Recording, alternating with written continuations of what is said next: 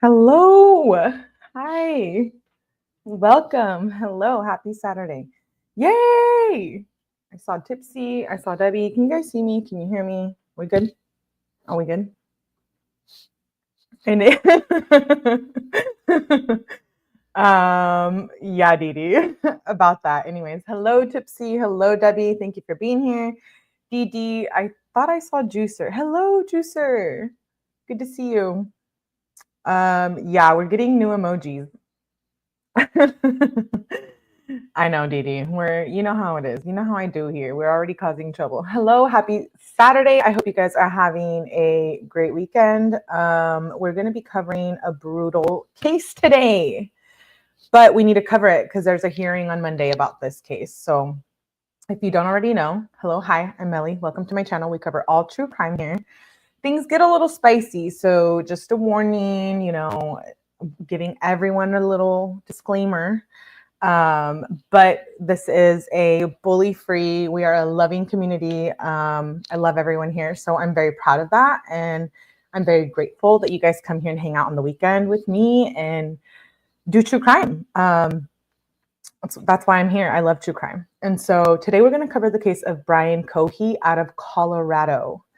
Let me say hi. I see quite a few people in here. Debbie. Hello, Killa Swag. What's up? Happy Saturday. I saw Jojo. Hello, my love.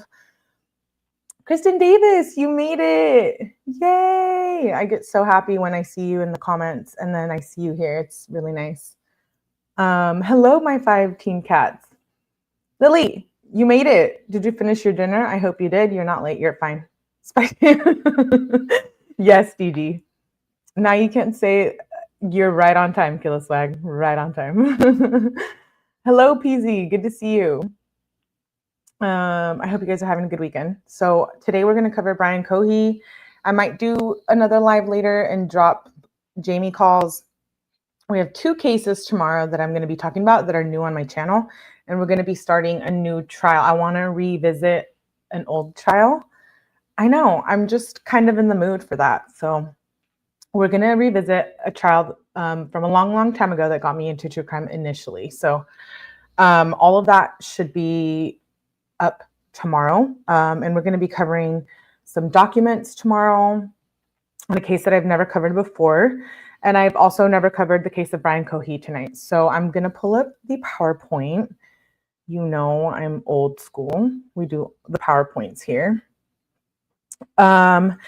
And the case of Brian Cohee is I think it's super important because it touches on a lot of factors, right? Relationships with parents and relationship conversations when it comes to mental health.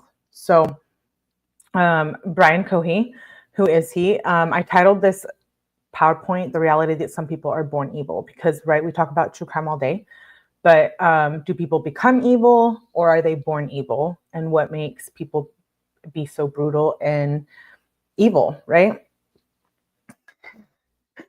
Lily says, I'm creating masters. Okay, well, share. I haven't had dinner tonight, so I'm like, maybe after this live I'll have dinner. Debbie says, living necklace. Thank you, Debbie. It is black tourmaline. Thank you. I appreciate that. This is Brian Cohee on the screen. So the first picture is when he was first arrested. The second one's from like about 1.5 years ago. And then the third one is when he is in court. And who is Brian Cohee? It is an older case, but I thought, you know what? It's relevant. It covers mental health. We know that we're big on that here. We like to talk about mental health issues and we don't pretend that they're not there. And this case drew my attention because I felt like, we saw the Jamie case where a lot of us feel like she was enabled. We see what happened with Sarah Boone, and there's so many cases I can mention, but I feel like this one, he grew up in a good family that we know of, right? It's like, we don't know the secrets that lurk behind every family. Everyone has their own thing. And everyone goes through their own thing. So I feel like no one will know unless you're there, right? And so how did Brian Cohee grow up? I questioned this throughout this whole live that we're going to cover. So we're going to do a little PowerPoint. I'm going to give you like a little background. It's not going to be very long. There's not very much information. I have put in a FOIA request for all documents relating to this case. A lot of them are sealed and unavailable because they did have to do with his mental health from when the case occurred. But I'm trying my best to get him, and I did what I could to get the most information I could tonight.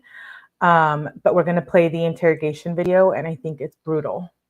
So trigger warning, it does get gory. It is terrifying, but this is someone that was living amongst the citizens and humanity. So it needs to be questioned, right? We come across evil people all the time. We've talked about it here, relating to true crime, personal experiences, even recent ones. So let's get started. This is Brian Cohee on the screen. He is from Grand Junction, Colorado. He was 19 years old at the time of the crime, and he lived with his parents and his brother. He grew up in a quote unquote normal childhood. There's not much out there that could say otherwise, but again, we don't know. We don't live his life. We don't know what went on. He could have been being abused and we would never know, right? Who knows? So a little bit about him is that his parents, his dad worked for, I believe, like a life jacket company, and his mother owned a daycare, which they ran out of their home. And so they were well known in the community. Well, you know, their neighbors knew them, and et cetera, et cetera. But a little bit about Brian is that he was a little dark. He was a little different. And, you know, we don't get to see the trial. It's not fully available. So you can only find like clips on YouTube about it. But I did go through all the clips, and one of his friends testified, and basically is, you know, there was tendencies of sadism with him, and people around him knew that there was something off about him. And I believe that his parents knew that as well. And so I think that plays a big role in here when we see him getting arrested and being interrogated for the brutal crime that he has committed. And by sadism, I mean, there's so many meanings to that, right? But one of them is inflicting pain on people. And so I feel like that kind of represents who he was when you find out more about the case as we go through. It's only 4 slides. Then we're going to watch the footage. But his peers say that he was a nasty person. In middle school, they gave him the nickname of Dahmer. And so we all know who that is, Jeremy Dahmer, in the true crime community. So to be referred to that, you know, is pretty brutal. And I think like we need to keep in mind, like, do we think he's sane? These are things to think about as I go through the live. Is it insanity? Is it mental health? What is it, nature versus nurture? Why did I put that in the title? We're going to cover that as well, because I think that plays into a role of who people become, right? And so we're going to read an article. I'm going to start on the article, and then we'll move to the PowerPoint, and then we'll play the interrogation video. So it is a little brutal, just a heads up. But this is Brian Cohee on the screen. Hello, shout out YouTube Streets. Good to see you. Thanks for being here. Thank you all for being here too. On the screen, I have an article that I kind of just want to read through about nature versus nurture when it comes to crime. Whether a combination of both biological and social factors combine mold people into who they are and determine the mindset of one that chooses to engage in criminal behavior. And the reason why I bring that up is because we see that in this case. He has been incarcerated. He has a hearing on this Monday, January 6th at 9:30 a.m., which is why I wanted to make sure I had time to cover it today. And they're basically asking for like a status hearing. You know, he pled not guilty to insanity and then guilty in terms of insanity. So one psychologist said, no, he is not insane. And another one said, yes, he is insane. And so that's where like the nurture versus nature comes in. And I want to just touch on that before we get into the live in the actual footage.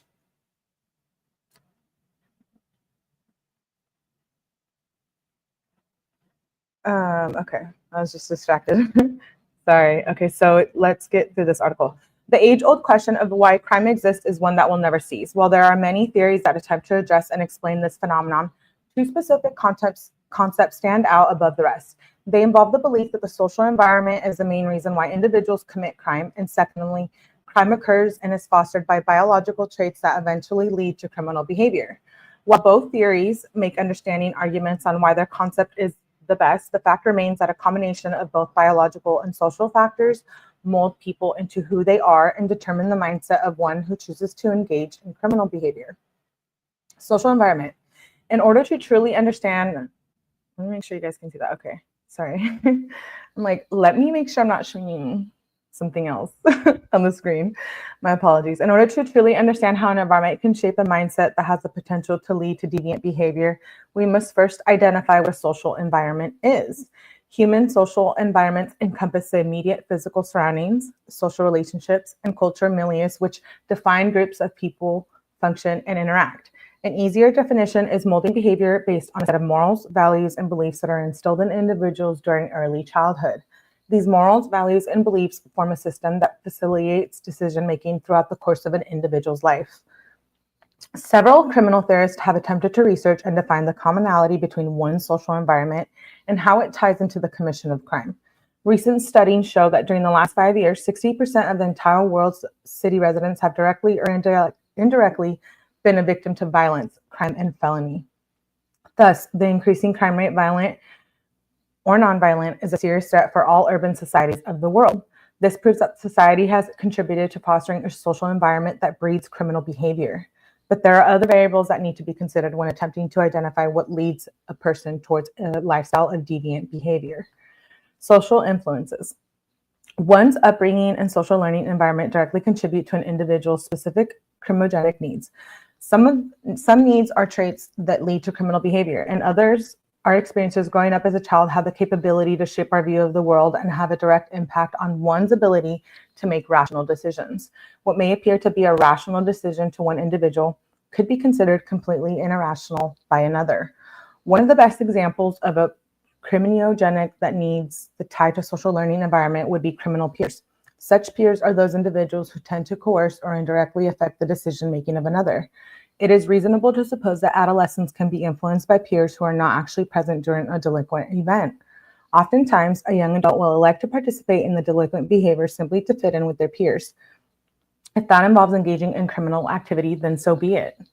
However, there's a possibility that if such an individual had been raised in a positive environment, there's a chance that the individual may elect to refrain from deviant behavior due to said environment. Unfortunately, there is also research that indicates the opposite as well.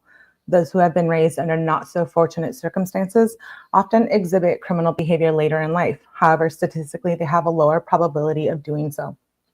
Other factors that can be directly linked to social environment include child abuse, domestic violence, and exposure to emotional harm. Research into the impact of childhood abuse and neglect to violent behavior of adults who become serial killers concluded that adults who had been physically, sexually, and emotionally abused as children were 3 times more likely than were non-abused adults to act violently as adults. A lack of positive developmental traits is directly connected with the behavior as children drift from adolescence onto adulthood. When individuals with conduct disorder reach adulthood, symptoms of aggression, property destruction, deceitfulness, and role violation, including violence against coworkers, partners, and children, may be exhibited in the workplace and the home, such that antisocial personality disorder may be considered. I do believe that Brian Cohee suffered from antisocial personality disorder.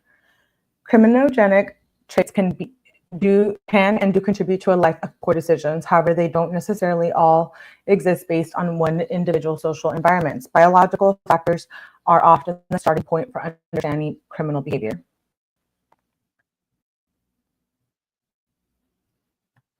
We're nerding out. We're nerding out tonight. Yes, we are. All about it. I'm all about this. It's fascinating to me. Thank you, 𝗵𝚻. I appreciate that because it is very fascinating to me and we're living it, right? Whether it's we're individually suffering through some kind of trauma, etc. We've all lived it, have family members who lived it. It's like a big elephant in the room, I feel like sometimes, and it needs to just be addressed. And that's always been welcome here on my channel. You guys know I'm a big mental health advocate. I can speak a lot on working in the mental health field and also being part of that whole situation, right? So I'm very big on mental health here, and we respect it, and so we want to keep that in mind. And I think this article plays big into we see why and Cohee did what he did. Biological factors. Many genes affect brain functioning in ways that increase or either reduce the chances of individuals learning behavior complex. Many often question whether it is possible to determine a link between sorry. Individuals learning complex behaviors. Many often question whether it's possible to determine a link between genetics and criminal behavior. There have been multiple research studies that have come to the same conclusion. The simple answer is yes, genetics do play a role. I don't know why that keeps happening. You see that? Oh, you don't see that. My bad. My computer's freaking out and I thought you guys could see that. I was a little embarrassed, but you actually can't see that. So oh, hold on. That page that I was reading just completely closed out. And so then it's pulling up other stuff. Probably stuff that just doing research on. My bad. I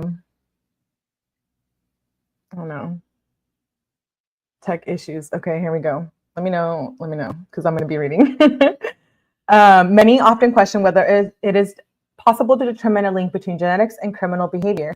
There have been multiple research studies that all have come to the same conclusion. The simple answer is yes, genetics do play a role.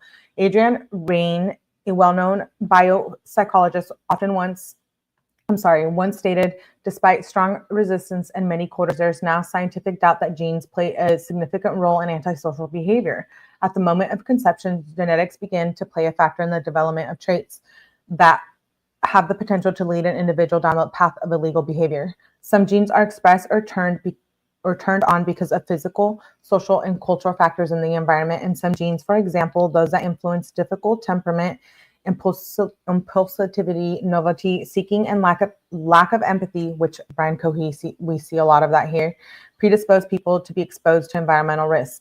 Once born, children learn from their parents and their environment. An example of this would include a child who has been raised in a home where aggression and violence are common. That child has a much higher probability to be impulsive and may have difficulty expressing emotions that would be considered a positive manner. I know these are like topics we don't want to talk about. We don't. I know, it's like, ugh, ick. But anyways, touching on the nurture versus nature topic, it's what do you think about Brian Cohee? We see that he comes from a quote unquote good background, good parents, and he ends up committing a very brutal crime. So this is Brian Cohee on the screen. I did want to just go through the article really quick. I do want to share, I found, I did a little investigating. I did. He used to have a Reddit account and a lot of it was deleted, but I was able to find some of it.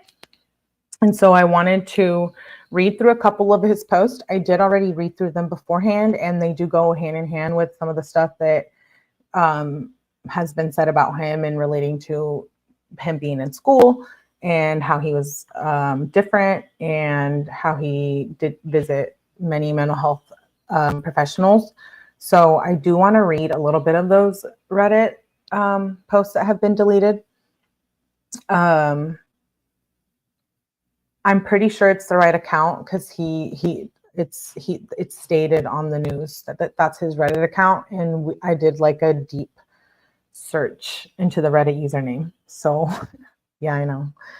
So a lot of it was deleted, but I'm sure a lot of it can be found online. That was supposed to sound like the first message. Let alone multiple victims breaks my heart. The elephant in the room. Yes, thank you, Didi. Hello, Pantera. Did I say hello? Did I? Sorry if I didn't. Hello, everyone. Okay, so on the screen is the Reddit account that was linked to Brian Cohee. You don't know what happened yet, but I think it's good to get a little background information on what he was thinking and a little bit about him. So sad. Yeah, then we'll do the PowerPoint and then we'll watch the interrogation. So on March 1st, 2019, it says, turns out the evaluation was for the Center of the Vocational Rehabilitation, met with what's her face, can't remember her name. She seemed mild and meek. This is Brian Cohee's page. The meeting was for a few hours and she guided me through the rehab process. Seemed easy enough. Now for certain, I'm gonna get evaluated with a neuropsychological version. On the 20th, I went to this group for people with Asperger's. Half the people there, I could immediately tell were autistic. Some of them came with old mother-like figures, pathetic and weak. One of them wouldn't shut up about this edgy, violent revenge fanfics. That was annoying. He reminded me of CW. Chris Watts? Who's CW? Question mark. Funny thing was, he admitted that he was squeamish. If he can't handle real life gore, yet deals in spades in his works, that's sad. Another sure looked disabled with his pig nose and keeping his mouth open all the time. Disgusting. In the end, I avoided the chatterbox, but I could tell none of the other people really wanted him to talk. What a joke. I was out of school for a few days. This was due to influenza, so that was all right. I found out that after I talked about unaliving myself in class a few weeks ago, my parents have since hidden the GUNS in places I wasn't able to find them. I searched around a little bit and I was disappointed when I hadn't found them.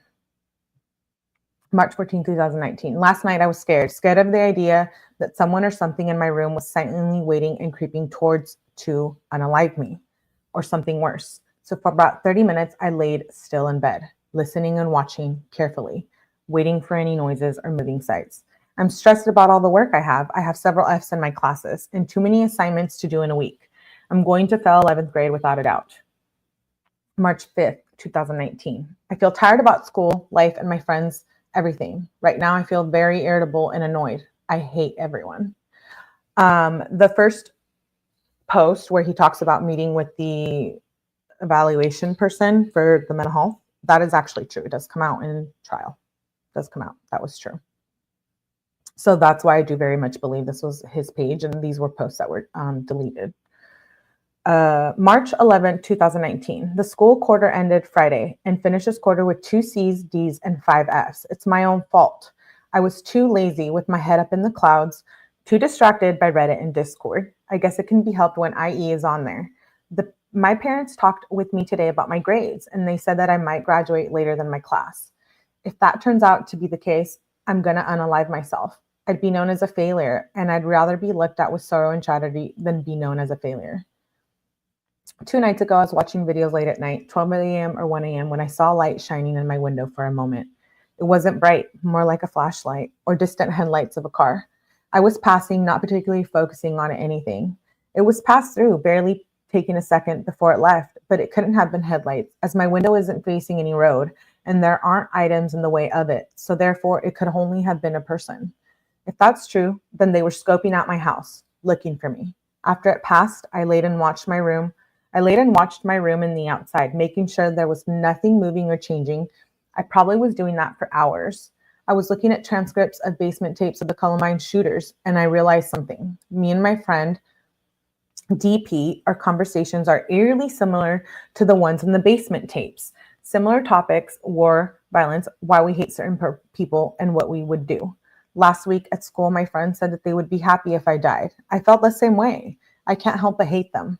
But when I replied that during the lockdown last year, if Kale had gotten shot and died, I wouldn't have cared. But the rest of the group said that was too far and said that was the reason no one liked me. My mom made me get a haircut a few days ago. She said that I reference and compare myself to Jeffrey Dahmer way too much, and that I obsess over dark and evil shit. This hasn't been the first time that she said that.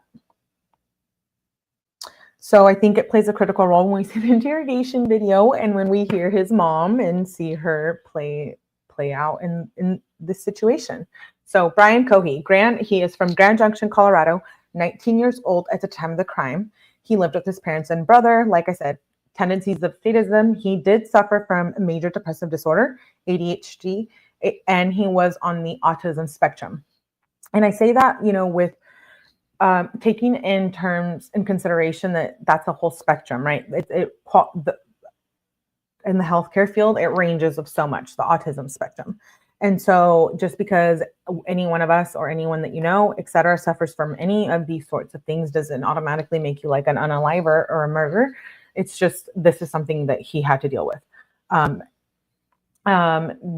Allegedly he suffered from schizo disorder, but in my opinion, I also think it was a lot of like antisocial personality disorder. I feel like his parents had to have known, right? He had a fascination with like death and morbid stuff. And so I feel like his parents knew that, and they thought he had an interest in like true crime. And we can speak of that. We're all true crime junkies here.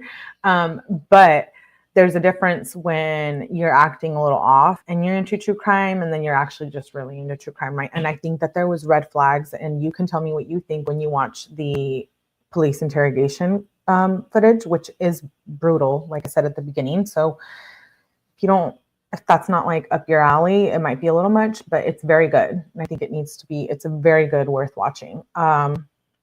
And so, like I said, I feel like his parents must have missed some red flags. He ends up graduating from high school. He did work at a grocery store called Safeway.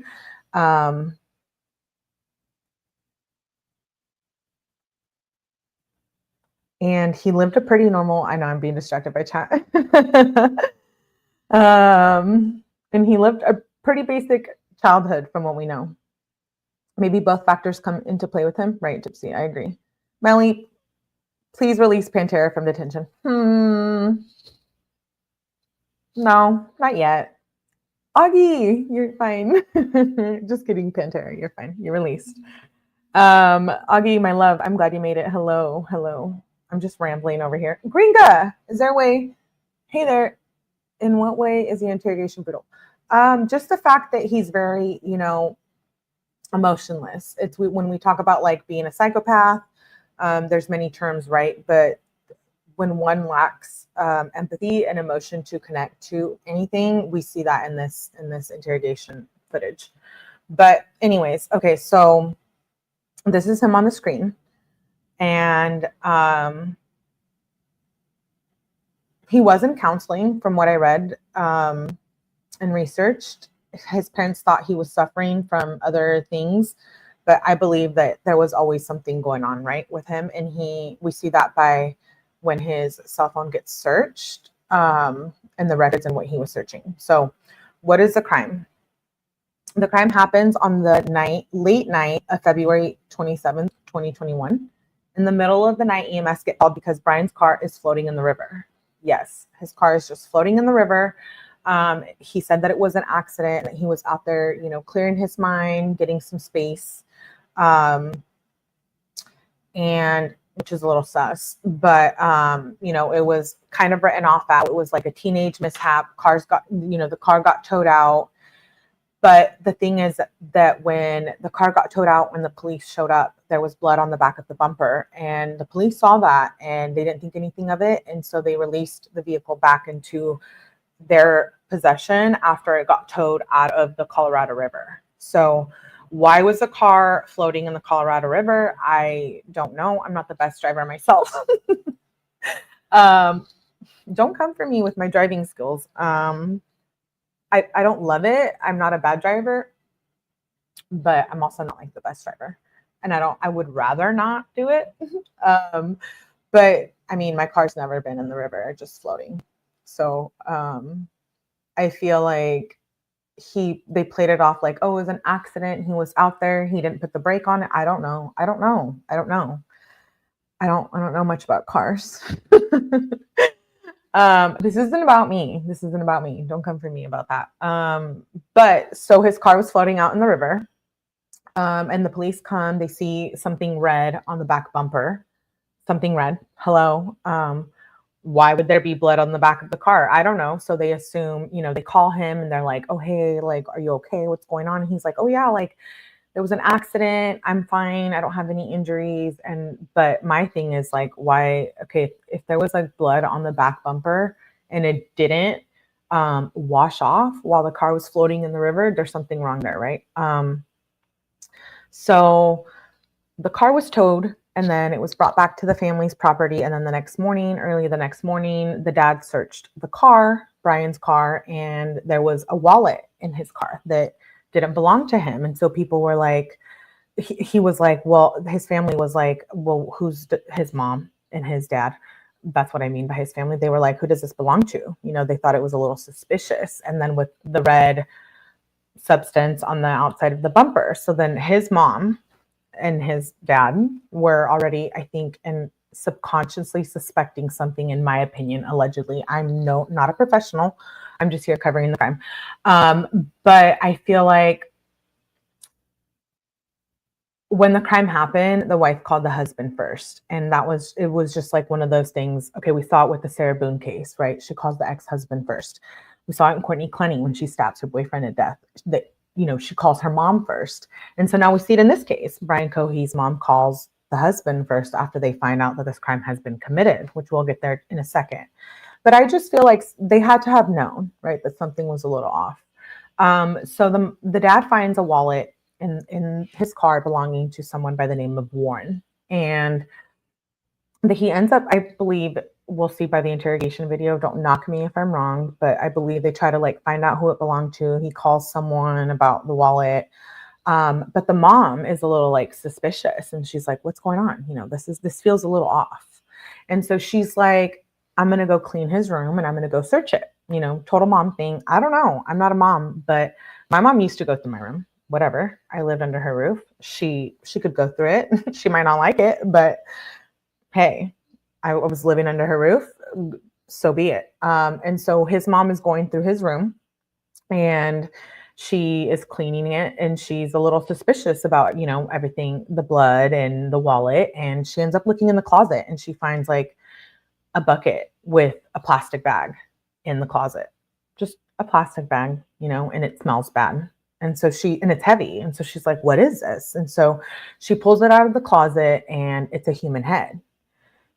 Yeah, a human head. It had been in there for about 3 days and it had maggots on it. And she walks down the stairs and places it in her sink. I don't know. What do you think about that behavior? I thought that was a little odd. I'm like, I think if I found a human head, would I just be like, oh, what is this? Boom, boom, boom. And like walk downstairs and put it in my sink? Probably not. I would probably, I don't know. Maybe it's hard to say. I'd probably freak out like right there. I don't know that I would bring it downstairs. Maybe I would just call the police. I don't know. But she goes downstairs, puts it in her sink, the bag, and then calls her husband and then calls the police. Again, that's why I referenced Sarah Boone and Courtney Clenny. So once the mom finds the head, she ends up calling the police, and the police come. And, you know, so she found the head while she was cleaning his room, and he was outside while she was doing that. And she found 2 bags. Both of them were in the sink. The second bag she didn't open. The first one did have a head in it, a human head. And then later the father ends up saying that he also finds a knife in the car. And so it's a little suspicious to me. But Cohee admits to everything to the police. He shows no emotion. He talks about how, yes, he committed the crime. That he is responsible for the head and the hands that were found in the closet. And he also told the investigators that he had planned this killing for 6 months. And, you know, he had a kill kit on him when he was first arrested. And he also, it had come out to be known that he had searched, when forensics searched his phone, there was like instances of him searching homicidal thoughts and ideations, etc., which I think plays it into when we see the interrogation. I think it plays into their behavior, the parents' behavior. I think it plays into all of it. Hello, Ajem. I would lose my mind. Yes. I'd probably barf and call the cops. Didn't he? Didn't he want? Just like the drama head in the closet. Exactly. I would call the police as soon as I had stopped hyperventilating. Right. Oh, no, I'm late. You're fine. Queen Olive. No detention for you. Hello, lovely. Good to see you. Happy Saturday. Doesn't anyone remember the closer? No, I don't remember that, Gringa. Send it to me. Hey, Clay Court, did I say hello? Sounds like normal Tuesday for me. I always find severed heads in my... Right, Alex. Is he the one he said he killed to see how it would feel? Yes, we're going to see that first. But I was just kind of giving you a little rundown on the case. Who is the victim? The victim is Warren Barnes. He was 69 years old at the time of the crime. And there's no connection to them at all. Brian saw him on the night of February 27th, sleeping under a canvas under a bridge. And Brian decapitated him, chopped him up, and placed his remains in plastic bags and threw them in the river, which we later find out why the car was floating in the river, right? We're like, why? Who doesn't put the brake on, or like who just floats into the river? No judgment if you've done that, but please share. But, you know, so we end up now Now that we know what's happened, we know that he was, trying to dispose of the body parts. Why the police didn't question that night of the 27th, I don't know. It bugs me. But moving on. So Brian stabbed Warren and decapitated him and placed his remains in plastic bags. And he did lacerations to his face, giving him the appearance of like a Joker smile.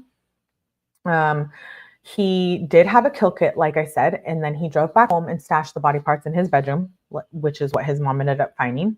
He did attempt to go back to the crime scene, but he wasn't very successful because the car, like we know, ended up floating into the Colorado River. And the police do end up going back to the river, and they do end up finding more of Warren's body parts. So who is Warren? Warren, like I said, is a 69-year-old man. He was well known in the town. He was known as a reading man. He was not completely homeless. I believe that he worked in a local store and he would pay for a room when he couldn't afford it. And then other times he would sleep outside. Yes, he was homeless. So it was like 50-50, but he was a very good man. Everybody loved him. He would like to read books outside of businesses. So there was actually local businesses that would put a chair out for him to read his book, which I think is very telling of, just the type of person he is, especially with the stigmatism behind homeless people. And so that's Warren on the screen. This is who Brian chopped up and unalived. So RIP, Warren, it's terrifying. Brian did confess that the reason that he went to target Warren was because he wanted to go after homeless people because they believe that nobody would miss them, that they wouldn't be missed. Prior to this, he does mention in the interrogation that he also tried to go after a sex worker, or that was his plan, to attack a sex worker because, again, that he assumed that it was people that no one cared about. And that's very disgusting. I don't judge that here. Homeless, sex working, whatever you're doing, that ain't my business. But the fact that he thought that these people wouldn't be missed, it just shows the mind of a killer.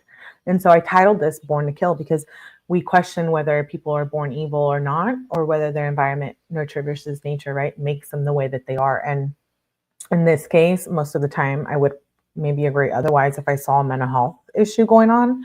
But I think that maybe in this case, Brian was just born evil. And so he attempted to get rid of the body parts, which is when the car was found. And he confessed to all of this. He took pictures of the body. They were able to retrieve all of this. And they knew that he was going to try to do it again by some notes that they were found in his cell phone. So I'm going to, the trial was about, I think, a 12-day trial. It's not televised. You can only find bits and pieces online. I'm going to get started on the interrogation. I was just kind of giving you a little background. There was a forensic psychologist that testified at the court, and she was a NGRI case psychologist, which means not guilty by reason of insanity, because he did try to say that he was insane and suffered from severe mental health issues. And there was one psychologist that testified that he was insane, and one that said that he wasn't, and that he was aware of what he had done. And so it was a 12-day jury trial. He was found guilty of first-degree murder, tampering with the deceased human body, and tampering with evidence. The jury rejected his plea of not guilty by reason of insanity, and he was sentenced to life in prison without the possibility of parole, along with 2 additional sentences to be served concurrently. During the trial, his mother did speak out, and she said that, her son struggles, that Brian, quote unquote, does not think and feel like the rest of us. He was a child who had the odds stacked against him from the beginning, a child who struggled his entire life with emotions. And I just think, like, we all go through stuff, right? So we don't go on unaliving people. So I question the relationship behind his childhood and their relationship. He is serving life without parole in Colorado. And in Colorado, in order to be found not legally sane at the time of a crime, a person must be found incapable of distinguishing between right and wrong at the time of the crime that is committed because of a mental disease or defect. So what do you think? Born to Kill, mental health issues, insane. He does have a hearing on this Monday, January 6th. It is a virtual hearing. It's a status conference hearing. I'm not able to get much information on that, but hopefully I did just submit a FOIA. So hopefully if I do get them, I will be back on here speaking about it 9:30 a.m. on Monday. And enough about me rambling. Let's get started on the video. It is brutal. Oh, I wanted to play, I was going to keep reading through his Reddit, but I kind of want to show you guys a video about the hearing since it wasn't televised. I'm going to play like a little 2-minute clip. Tonight at the Mesa County Justice Center, where 21-year-old Brian Cohee Jr. is on trial for a murder that happened nearly 2 years ago. KREX5's 𝗷EITG has been covering the trial from day one and stands by live with an update on the people of the state of Colorado versus Brian Cohee Jr. Hello against all by logic. striking the language kill kit from the record, bringing a dog right outside the courtroom, and Cohee's mom took the stand. Here are the latest details from day 3 of the People versus Cohee. Emotions were high in courtroom 11 while Terry Cohee took the witness stand with her emotional support dog, reliving the horrific moments from nearly 2 years ago when she discovered a human head in her son's closet. Brian Cohee Jr. is pleading not guilty by reason of insanity to murder. And while his mother sits in anguish at the photo evidence of the head of Warren Barnes in her kitchen sink, a calm Cohee continues to type on his keyboard. Both mother and son live together at the home where she ran a daycare for kids 2 to 5 years old Monday through Friday. And on the day of the horrific discovery of the human head on March 1st, 2021, Terry told prosecutors her first thought was to get the kids out. Mrs. Cohee says her son has autism, ADHD, anxiety, and has been taking medications. Are those 5 years conditions old. that make you She unalive says people? Cohee had a Absolutely not. fascination with morbidity, Absolutely and not. after watching don't agree with Silence that. of the Lambs, told her he wanted to be a crime scene investigator. Terry Cohee recalls finding her son's black backpack months before the murder, containing zip ties, a hammer, and duct tape the court refers to as a kit, although the prosecution wanted it to be called a kill kit. Prosecutors also pointed out the night Cohee got stuck in the river after dumping Barnes' body. The tow truck driver and deputies noticed the blood on the back bumper. Cohee told his mom it was fake blood from a theatrical kit. The prosecution interviewed Mrs. Cohee for more than 2 hours, but the defense only took 6 minutes. So I did want to mention, I didn't include it in my PowerPoint, but I did want to mention that it does come out later in trial that he did have like a issue with animals. He once killed a cat. He tortured, broke its neck, and I believe he chopped up the cat as well. And he kept it for 3 days and then disposed of it. So there were signs. I guess it's up to us to make our opinion whether the parents chose to ignore those signs or maybe they truly weren't aware. Autism and major depressive disorder, does that make you become a killer? No, I don't think so. I don't think that was an excuse, which I think was why the jury didn't buy it. Sure, maybe it could play a factor, a role into all of it, but this is a pretty brutal crime. So I'm going to play the interrogation video in the arrest footage.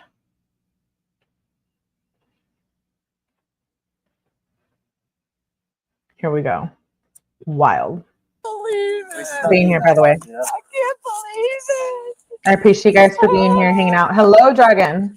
Oh my God. Kind of a time to not really know what to do. So hold on, I want to make sure I say hi to everyone before we start this. Hello against all logic. I feel like these people use kids' mental condition as an excuse for unaliving people. A gem says that's awful.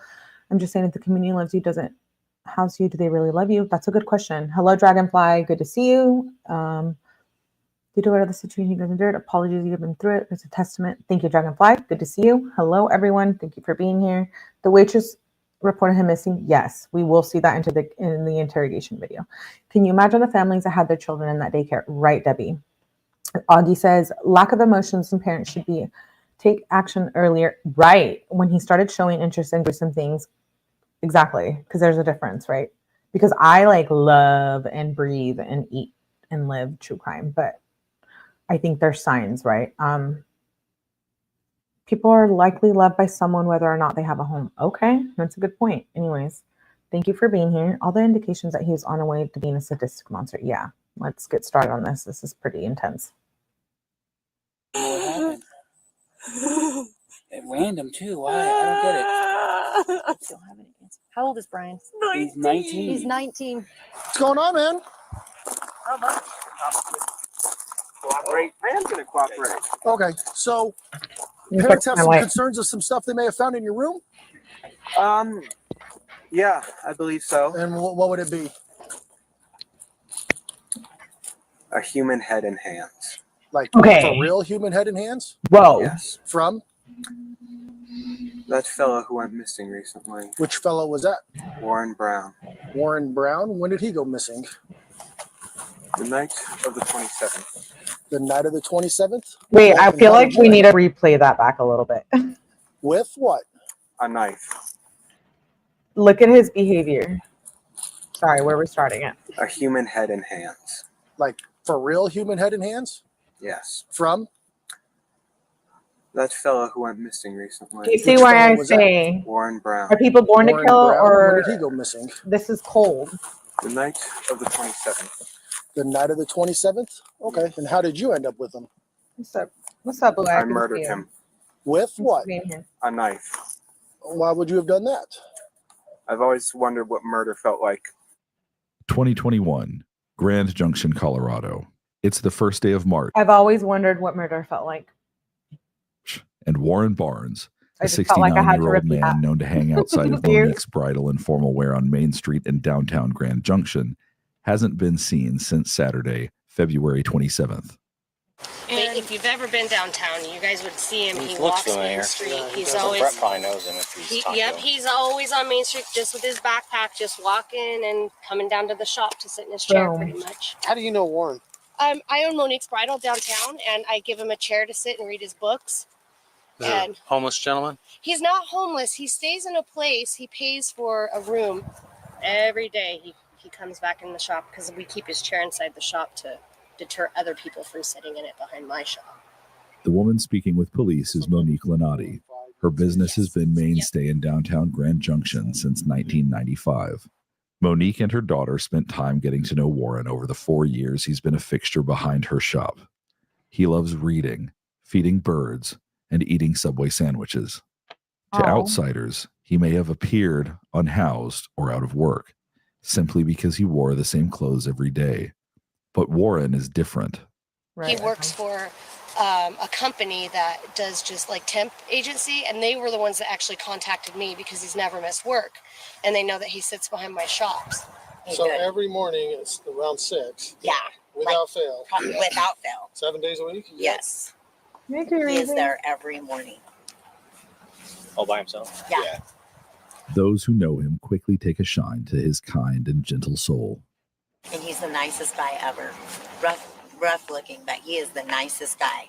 And He buys Pall Mall Red 100s every day and a donut. Warren Barnes is quiet and never R.I.P.. bothers anyone. This breaks He my heart. passes the time reading books, so the locals dubbed him the Reading Man. It makes me But I so know he goes sad. to the library a lot as well, because he, like I said, he reads books. Loves to read. so Loves you to said read. And Warren has a routine, one you could swear by. So when he didn't show up to work on Monday morning, March 1st, his employers at the temp agency were concerned. what raised concern with you today to report him missing? Because the place People Ready called to see if I had seen him because he didn't show up for work, and he's never once not shown up for work in the 4 years he's been working for them.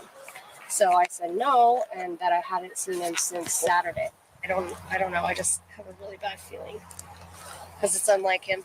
And that's the weird thing is I said, I'll see you tomorrow. He said, I'll be here. I'll see you tomorrow. And then I didn't even think about it when he wasn't there, really. Does he ever have anybody sit and read with him or No. next to him? Mm-mm. Has he mentioned talking to anybody? No, he doesn't associate with a lot of the like transients because he's not like them. He's very intelligent. Like I don't know why he's homeless. I never really got into like why he chose, I'm sure you asked. Did he ever talk about his family or where he came from? So he has, I believe, at least one child, but they don't talk. Okay. And he said that they talk maybe once every 3 or 4 years on a holiday, but that he hasn't spoken to. So he them, probably didn't go for It's terrifying. No, he wouldn't have. And if I want to also mention, I find it, and I wanted to cover this because, like, we're going to be talking about another homeless person case involving a homeless person, maybe next week. So I do think it's critical to what goes on. This isn't like I'm not going to get all political, but I do think it's critical to society to speak about the homeless person. But nonetheless, let's move on. He was very all about having that. So sad. Yes. With no family that she knows of to call upon, Monique decides to start searching for him on her own. She posts a picture of Warren on her Facebook page asking people to be on the lookout. Meanwhile, 5 miles across town, something odd had been unfolding over the weekend. In the Colorado River just off the Blue Heron boat launch, a car is partially submerged in the water. The driver, 19-year-old Brian Cohee, had accidentally driven his 2007 Ford 500 into the river and was in. Accidentally driven into the river? Literally. I've done some crazy shit. Brian Sr. and I actually one time drove my car. I was parking in the garage at my parents' house and I hit the washer and dryer. Have you driven your car into the river? I'm just curious. I'm not judging. I just want to know. To come to his aid, and they called the police for further assistance. The tenor of the scene just off the river. I'm kind of embarrassed. I just admitted that, but yeah. Everyone's laughing and joking around, even though it's in the middle of the night and it's dark and freezing. Yeah, we made him wait till he was almost 18 before he got his driver's license because we didn't want him having any accidents like they do when they're 16 and 17. Gotcha. Things. Is your son right here? Yeah.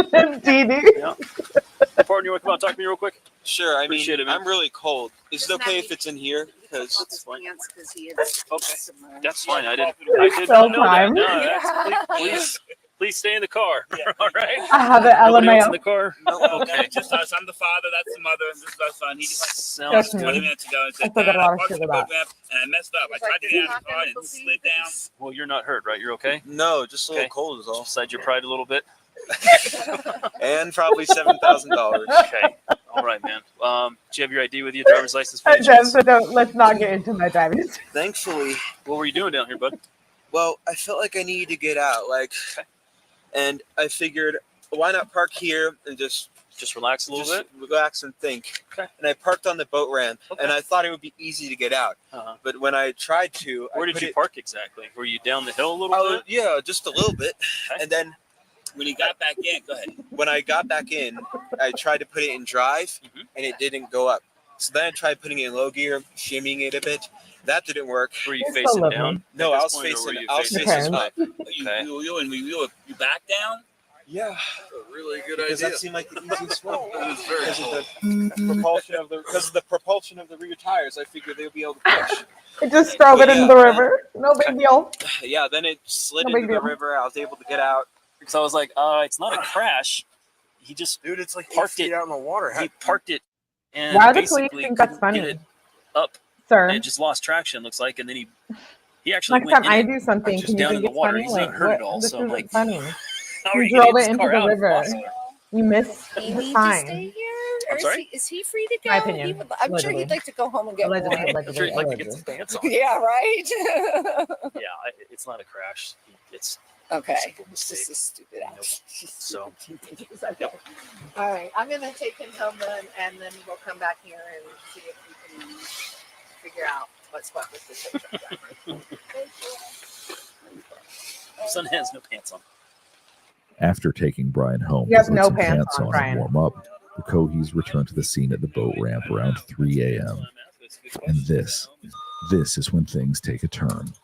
The crew. Alex, I want to touch on what you said. Because a lot of parents are enablers. I don't know. I'm not a parent. Hold on. I was like choking. What do you do if your child is a psychopath or a sociopath? We were like, what do you do? No amount of atypical. Sorry, it's moving. Antipsychotics can fix that. I feel for his parents.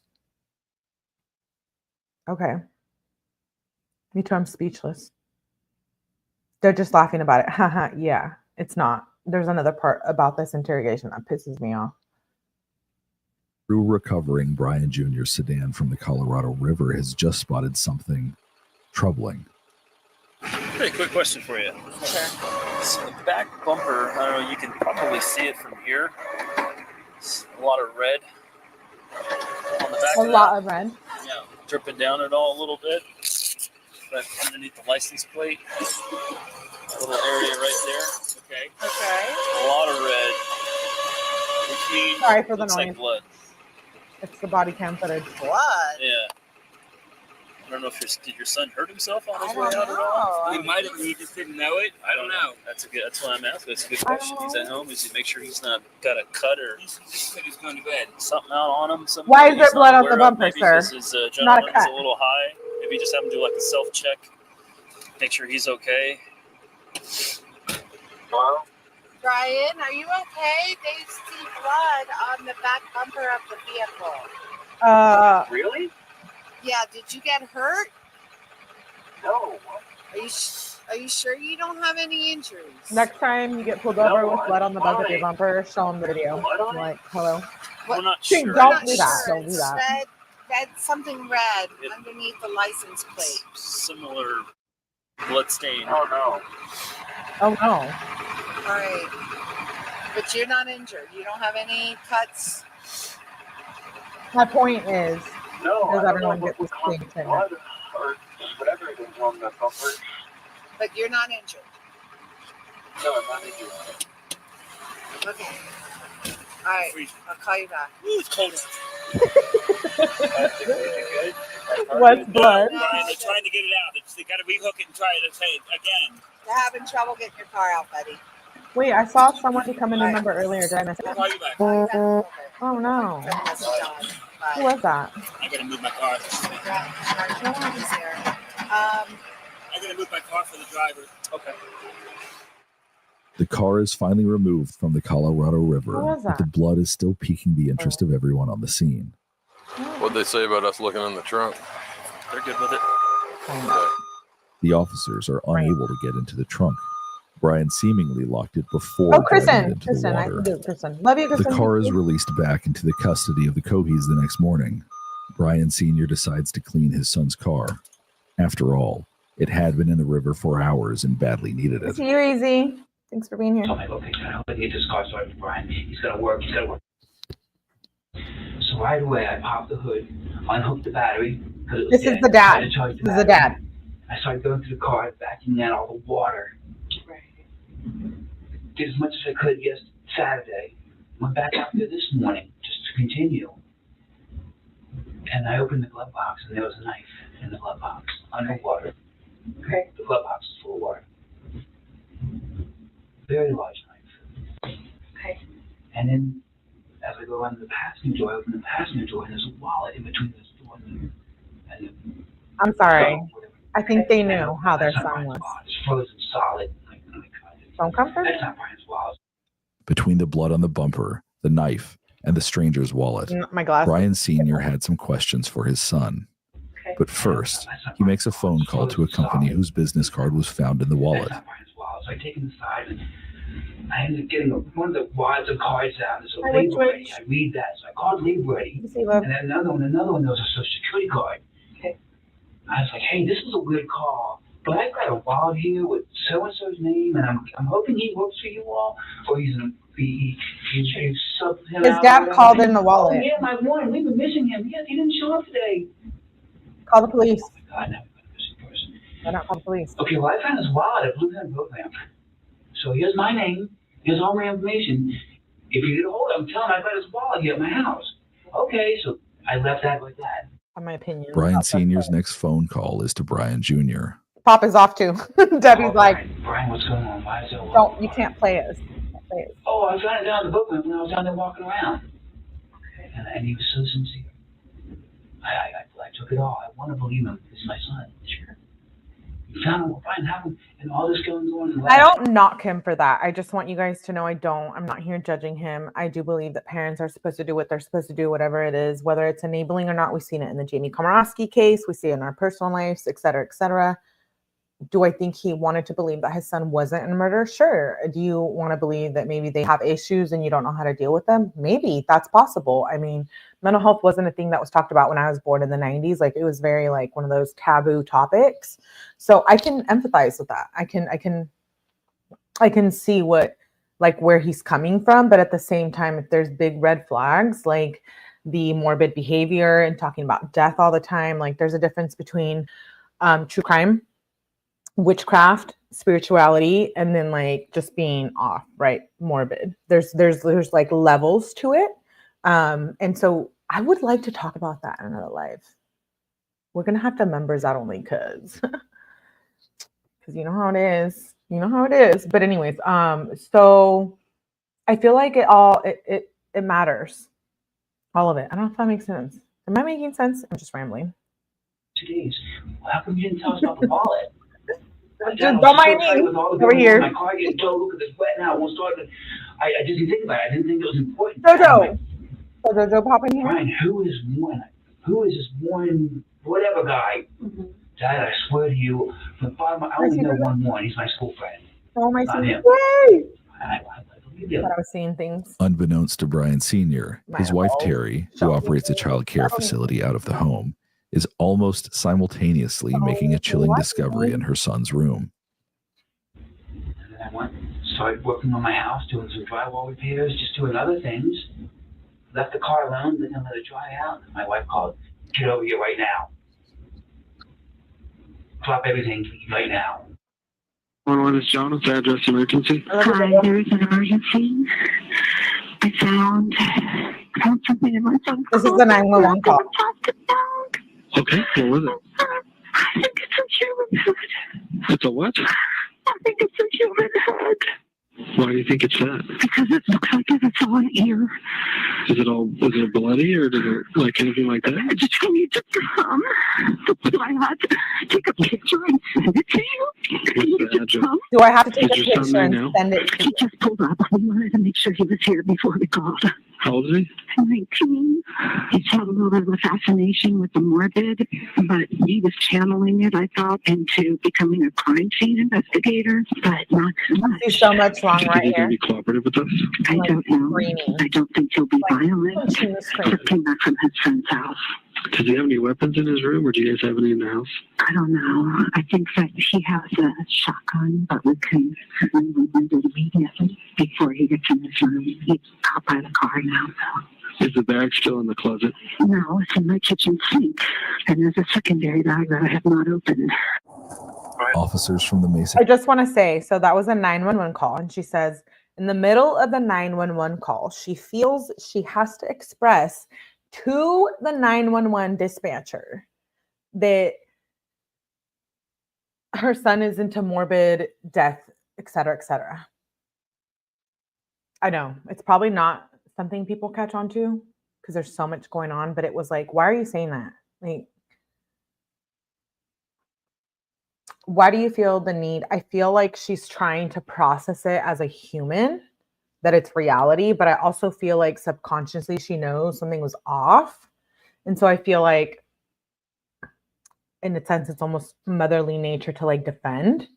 But I feel like that was just it was like, while I was listening to that 911 call, I'm like, wait, hold on. What, like, why are you bringing that up? Like, why does that matter right now? Like, you just found a head, whatever he was into, like, you can talk about it later. Like, I just felt like it was a very interesting time to bring that up. Maybe the county sheriff's office responded to the Cohee residence in South crazy Broadway. in love. At this point, all the children in Terry Cohee's daycare have been picked up by their parents. No, people be saying to outside other the people, home make a pretty at baby. the end of their Who? gravel driveway. Who Brian is making a Sr., baby? Terry, Brian Jr., and Oh, Brian's you mean brother about Brian? Andy await police. Okay, so parents have some concerns of some stuff they may have found in your room? Who's gonna make baby? Yeah, I believe so. And what would it be? I don't feel bad for parents. A human head and hands. Like, for real human head and hands? Yes. From? Why would he ask that? That fellow who went missing recently. Which fellow was that? Warren Brown. Warren Brown? When did he go missing? The night of the 27th. The night of the 27th? Okay, and how did you end up with him? I murdered him. With what? A knife. Why would you have done that?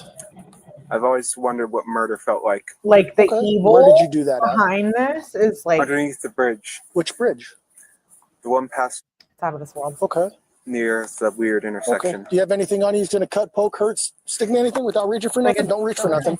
My phone and my wallet. That's okay. it. Well, I'm going to have you face that way. Put your hands on top of your head for me real quick. I just want to make sure you interlace your fingers for me real quick, all right?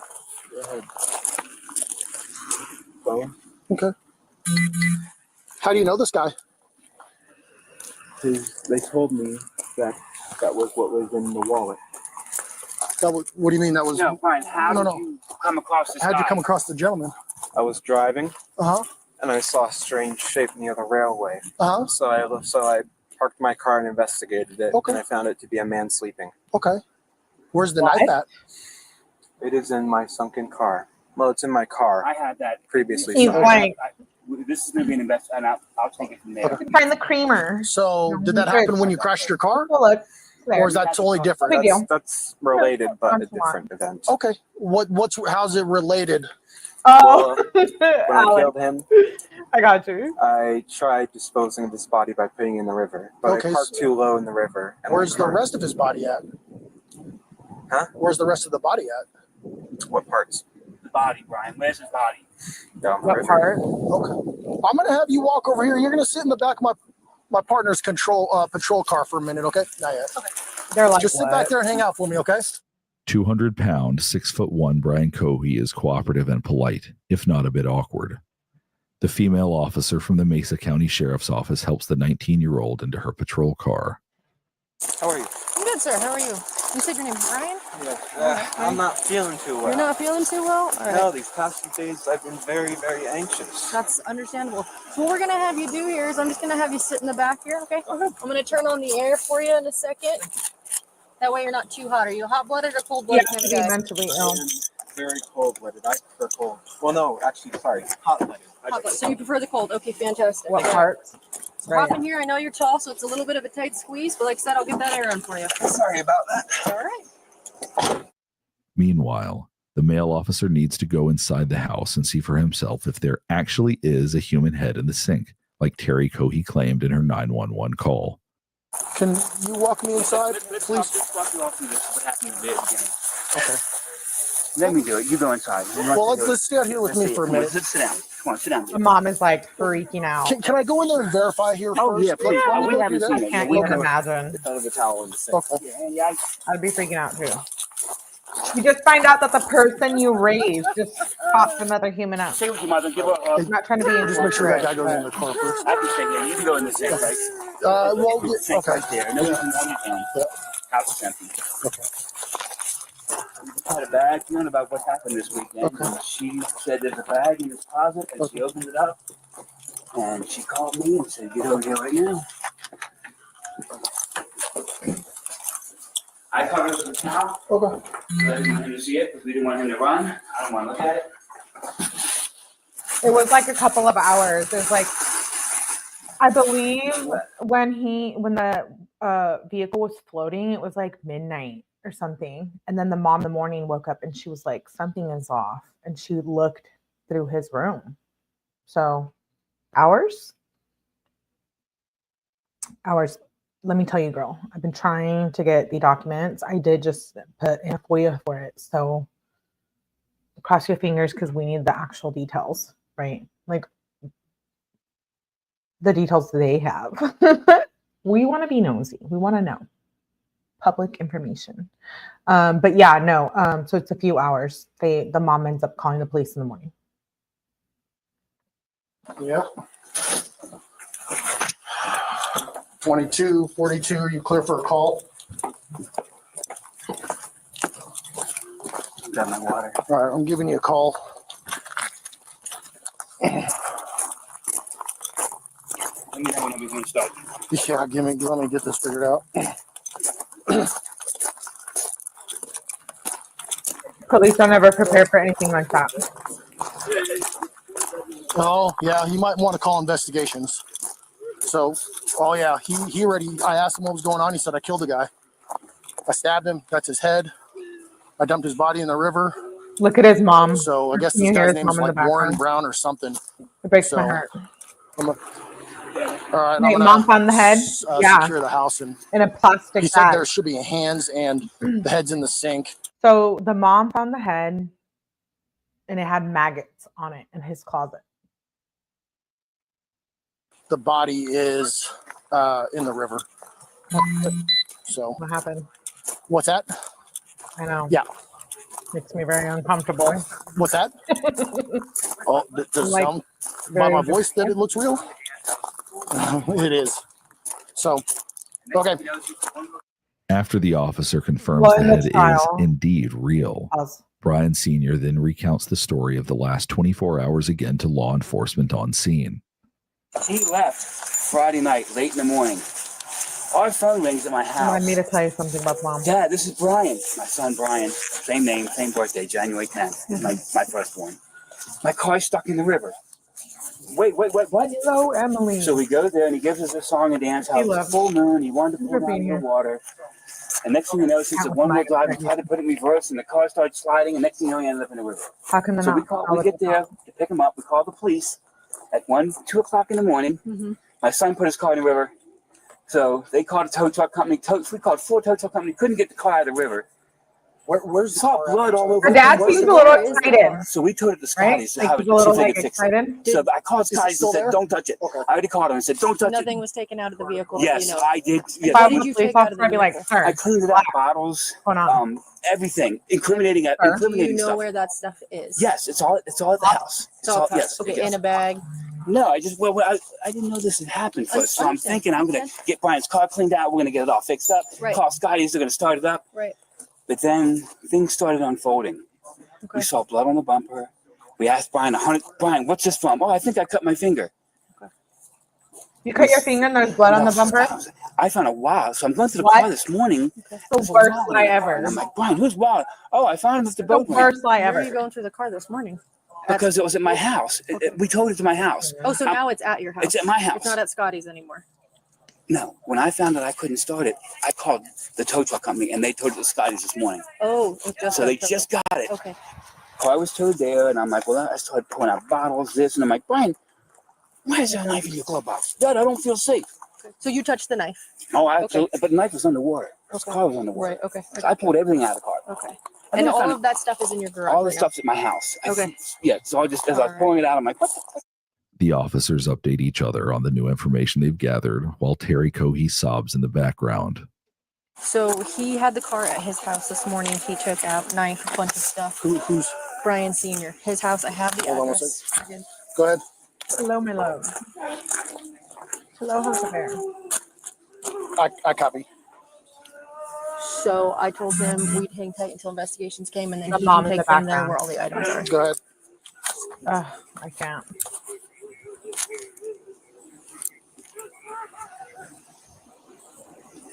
No, we're fine. We've got him sitting in a patrol car right now, and it's just the family here, so we're good. Appreciate it. Okay, so where's everything else? 5. I didn't cut this out. He had the car at the house this do that. morning. He pulled the knife, all sorts of stuff. He said there was blood all over. Okay. I like when they do that. Hold on. You're good. Car to car or stuck. I'm going to hell. We're living in it. We'll also have a second address that'll have to either go through on consent or through a search warrant. It's going to be Dad's house. He had the car over there and Cleaned it out. Unbeknownst to knowing what was going on. Dad's super cooperative about taking us there and letting us look at it. So I just told him we'd wait till investigations got here and just keep him here. They have another location. I don't believe this is their house, or maybe this is their second house. No. Sorry, I don't even Yeah, I copied. They're Trying to be- cooperative out here, and our suspect is sitting in a patrol car. While the Cohees await instructions on what to do next, they have some questions. I know you guys have a lot going on right now. It's a lot to process, so we'll work with you every step of the way as much as we can. Yeah. How long you guys have passed this? We're gonna try to keep that a while, so we're hoping. We need to get clearance from you so we can get out of Dodge. Don't, because I don't want to. It is an older case, but there is a hearing on Monday, the 6th, 2025. So 2 days. And I believe the insanity thing will come back into play. And that's why we're touching back on the case. And nonetheless, it includes mental health and true crime. And you guys know I'm just here for the true crime. We can't have news in front of me. I won the life jacket. We're true crime junkies. The biggest thing is our investigation unit. Oh, getting here. absolutely. And then, Absolutely. Like Sure. I said, even if news shows up, we're not going to let them down here. Thank you. So Okay. just focus on let them up there breathing either. They'll and be able to kinda- see stuff from up there too. Well, nobody else should know about this right Yeah. now. Yeah. Okay. Good. Okay. So, and again, be careful who you guys talk to, who you No- tell no- anything. nobody. or You haven't told anything. anybody Nobody knows. anything? Nobody knows but you. Perfect. Same goes for you. Yeah. Are Yes. you family, My son. Family, yeah. Second Okay. brother. All right. Second son. Okay. And your name? Nice to meet you. Sorry, we're meeting this way. No, Hey. Oh my god, I can't believe At it. least it's not me in that car, you know? I can't believe it. The mom. Oh, Got it. oh my god. It's kind of a time to not really know Someone? what to do. So, What happened? Someone, are you here? At random too. I I don't get it. don't have any answer. How old is Brian? Someone, are you here? You blocked me. He's 19. Just kidding. 110. 02. Mom, 19. what's your name? My name's Terry. Terry. Okay. Are you okay? Do you need any medical? Well, we're waiting on a call from my doctor. Okay. Okay. All right. So hang tight right here. I got to chat with my partners again. Sure. Okay. Brian, when would you say this? What night did this happen? No. Friday late Saturday morning at This Saturday? 1 o'clock. Yes. Okay. 1 o'clock in the morning. Stop. Just this Saturday at 1 in the morning. Wait, why didn't I just see your chat Yeah, just the whole come out? incident.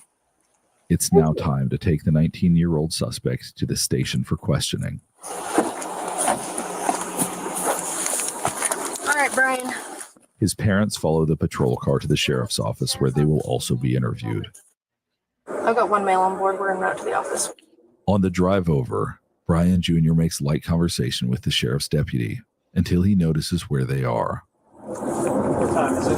It is 2:32.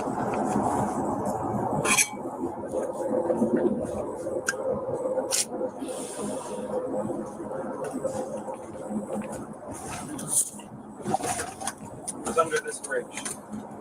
It was under this bridge? Yeah. Okay. Wow. He's like, yep, that's where I stabbed him. To death.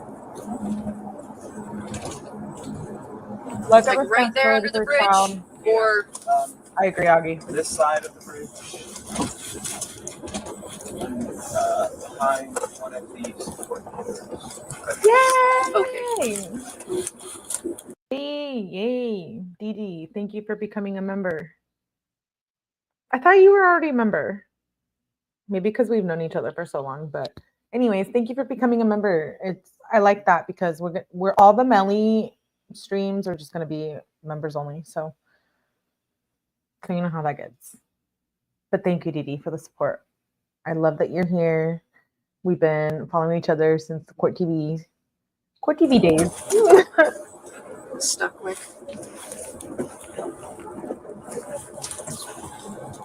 He said it was the bridge here right by the jail.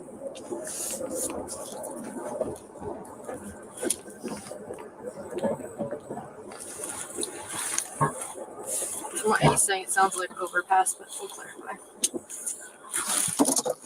A patrol car is sent to inspect the area of the underpass that Brian stated was the crime scene. There, officers are quickly able to confirm he was telling the truth. It's right here. Oh, you see it? Yeah. Because there's an arm. Hey. Okay, why is the cop laughing?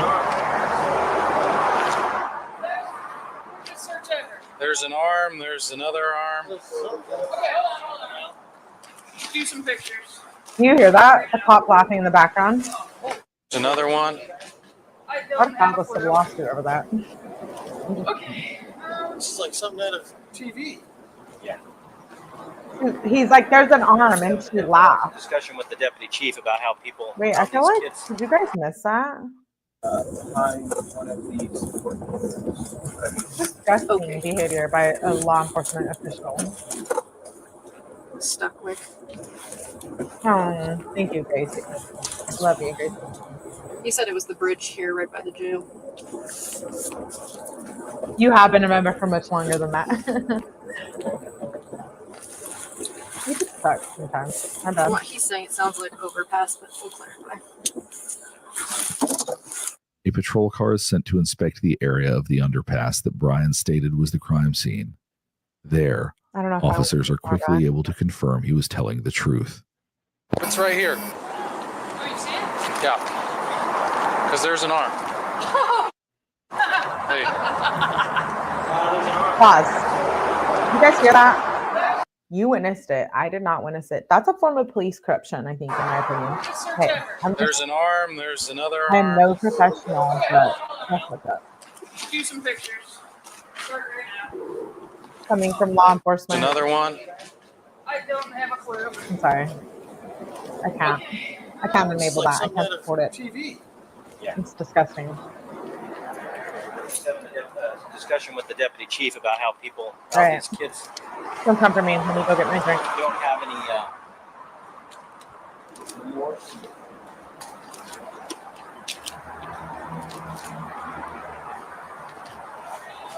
Right, here's a leg. So that could be the upper arm or a leg. Well, there's 3. There, and there. Pieces down there. I mean, A patrol guy to yellow tape it and then hold it, because the potential is that there's a secondary by the boat launch.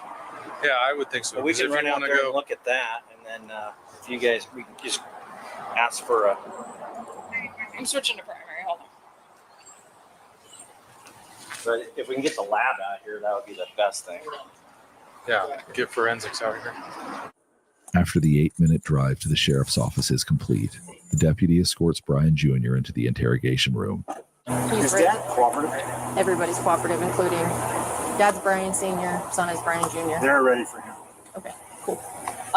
Let me call parents, let them know to park here, and then we'll have someone meet them up front.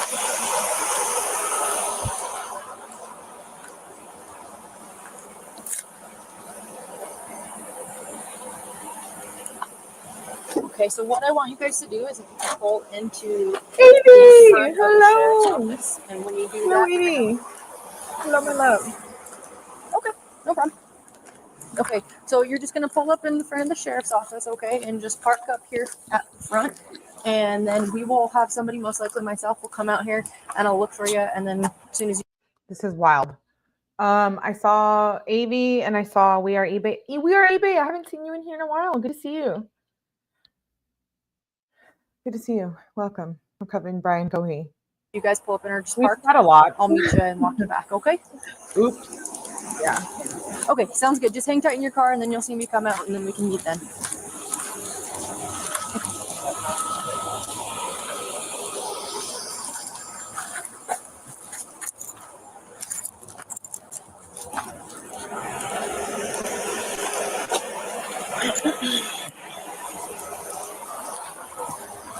Okay, I'm gonna walk him back. Okay, thank you.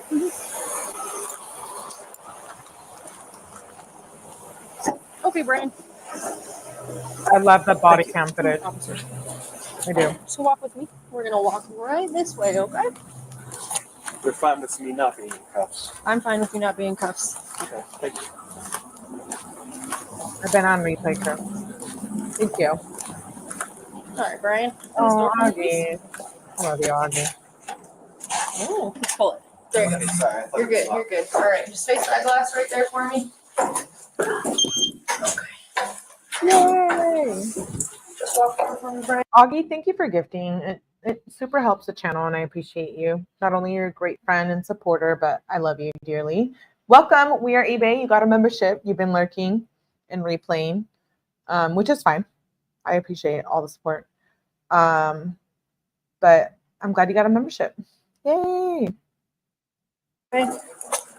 All right, slow down. You're a big guy. Slow down. You're okay. So we're gonna take a right here. Okay, keep on walking. Yes. Walk through these guys here. Oh, I should have a mask. You're okay. Don't worry about it. Okay. He's worried about a mask. When he just chopped a man up. Yep. Okay. Are you worried about bacteria? All right, we're gonna take a left. Like I'm a literal Keep hypochondriac. going. Take another left. Hard left. Right here. Right here. All right. Thank you, Augie. So have a seat, and we'll be with you in a moment, okay? Thanks, Brian.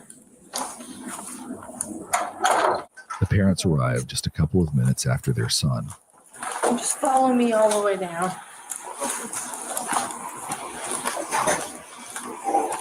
Yeah. I love my Augie. One of my favorite people in the world, Augie. We're gonna have you guys have a seat in here, and we'll be with you. In the interview room, Terry Cohee is understandably upset and anxious. Her eldest son has just admitted to murdering a stranger for the thrill of it. The detective wants to know the question on everyone's mind at this point. What would drive this seemingly non-violent teenager to murder? Yeah, I know. I found Tell me about Brian. Does he have any kind of mental issues or disabilities? Oh, Jam. Jam, shout out to Jam. Thank you, my mod sister. I appreciate that super chat. You're awesome. Thank you. That means a lot. Anyone who supports my channel does not go unnoticed.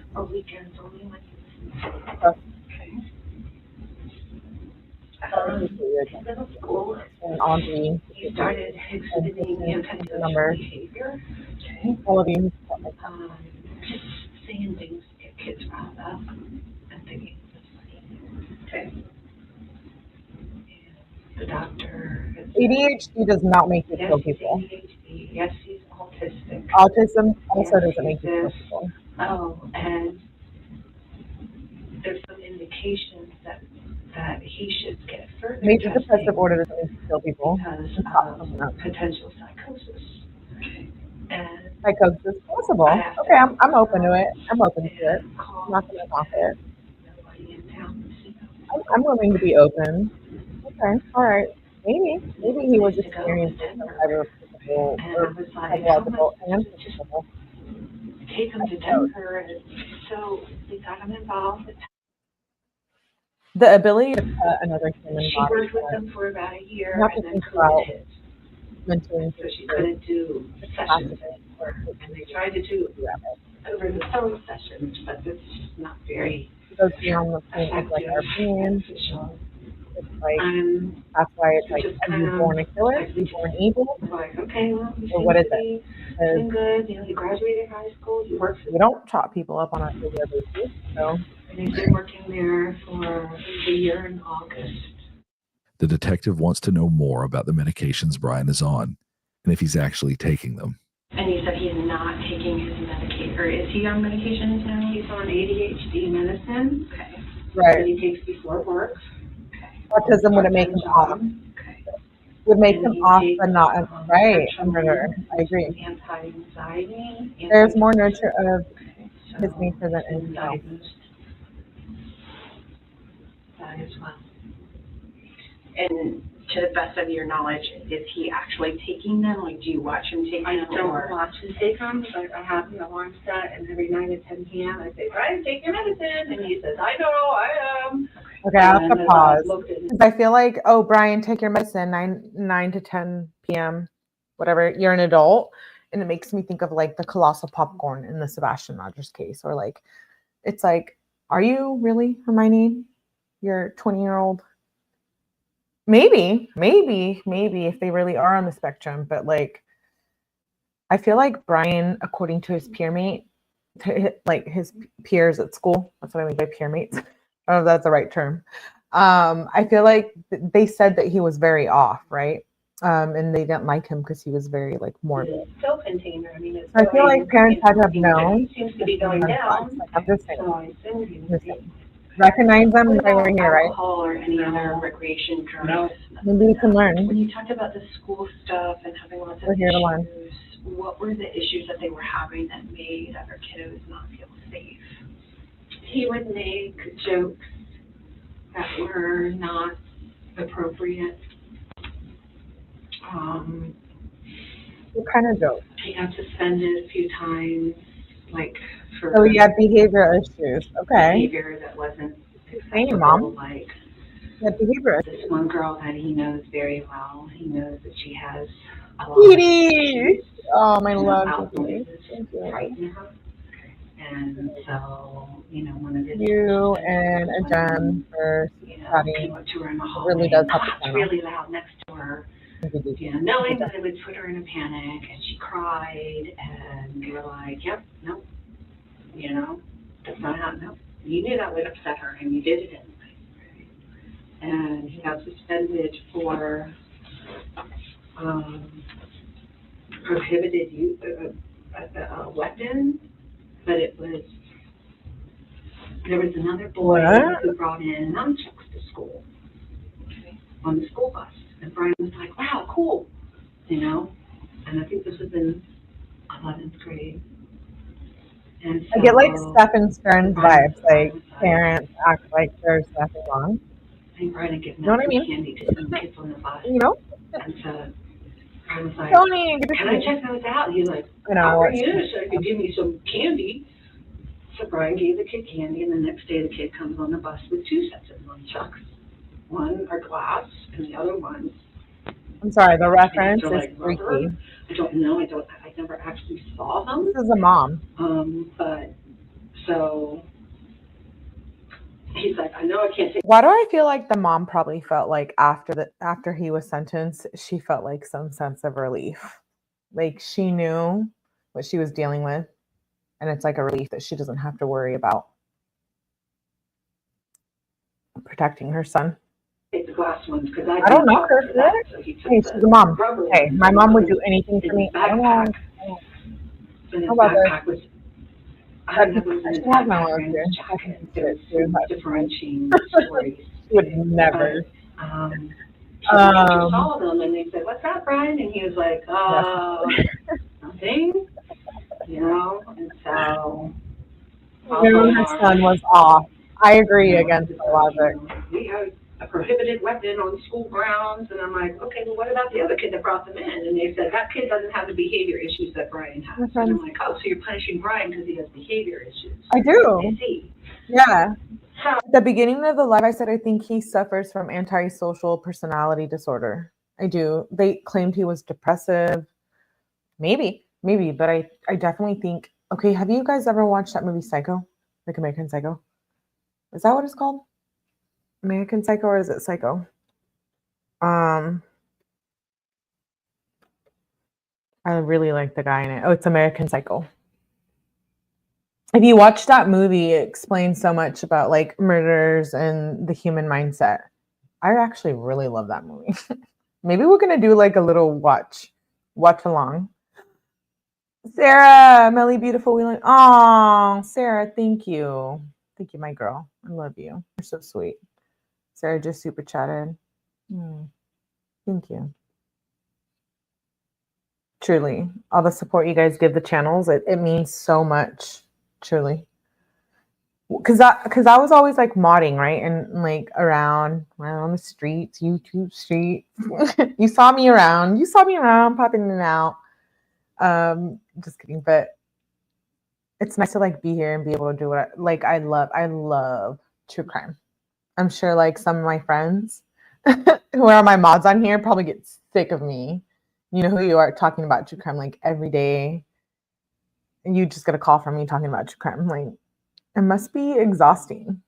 But I appreciate all of you, all my friends, all my mods. Brian went through all of you. Every single one of you. I'm putting you down. I'm writing you down. You're the line of in the questioning notebook. pivots to Brian's behaviors Like, and who was interests. here from day one? How about Edie, stuff at home with you, Sarah, your husband, and your other son? Gypsies, like a big part of my channel. All my mods, Bun, also a big part of my channel. You know, he's either ADHD and we're struggling with social thinking and social behavior. I love and @EITG. learning, and you know, it's always a challenge with Brian. But not violent behavior towards the other husband. What about other kids in the neighborhood? He didn't really, you know, he had a couple of friends, Melly. since elementary, but you know, he had a morbid sense of humor and would make jokes. And I'd say, Brian, that is not funny. And he'd go, yeah, it is, Mom. You just don't like jokes about what, Mom? You know? Like about murdering people? That's not normal. But right? Some of his behaviors that we attribute My to glasses look so autism, good. like the flat face, maybe isn't attributable to autism. I don't think unaliving people is attributed to autism. Can I just pause? Like, that bothers me. I don't think autism is related to unaliving people being a murderer at all. Up until this case, I didn't even think it was somewhat related. I don't. I think that's a whole different, that's like a whole different conversation, psychologically, mentally, speaking from the healthcare field, which I do work in. I know, you're blown away. You're like, no, but I'm just kidding. I'm very proud that I work in the healthcare field. But I feel like that has nothing to do with it. I really don't. You can be on the autism spectrum. We see it with Sebastian Rogers. You can be very smart. I don't think it makes you an unaliver. So I get like offended. Offended? Is that the right word? When I hear her like being like, oh, he's on the autism spectrum, like he was off. No, he was off in other terms. Like, you missed it, Mom. You missed it. You missed the red flags. It's okay. Just like it's not normal for your kid to be talking about death all the time. Like, you missed it. You missed it. It's not autism. It's not major depressive disorder. Can it play a role? Yes. Antisocial behavior, schizo, abuse, trauma. Yes, it can all play a role. I'm not taking that into consideration. I hope that makes sense. What about any fascinations or things that he fixates on? A lot of perseveration on crime and crime scenes. And so he was talking about going into the military in the fall, and when he gets out, having your job. And so I had purchased one crime scene investigation book for him. Don't put mods into this. You probably read it when you first started. Protection for everyone. So I gave that to him, and I was like, so here, Brian, let's channel that curiosity into something positive that you can affect a good change in the world. And he's like, yeah, that's my plan, Mom.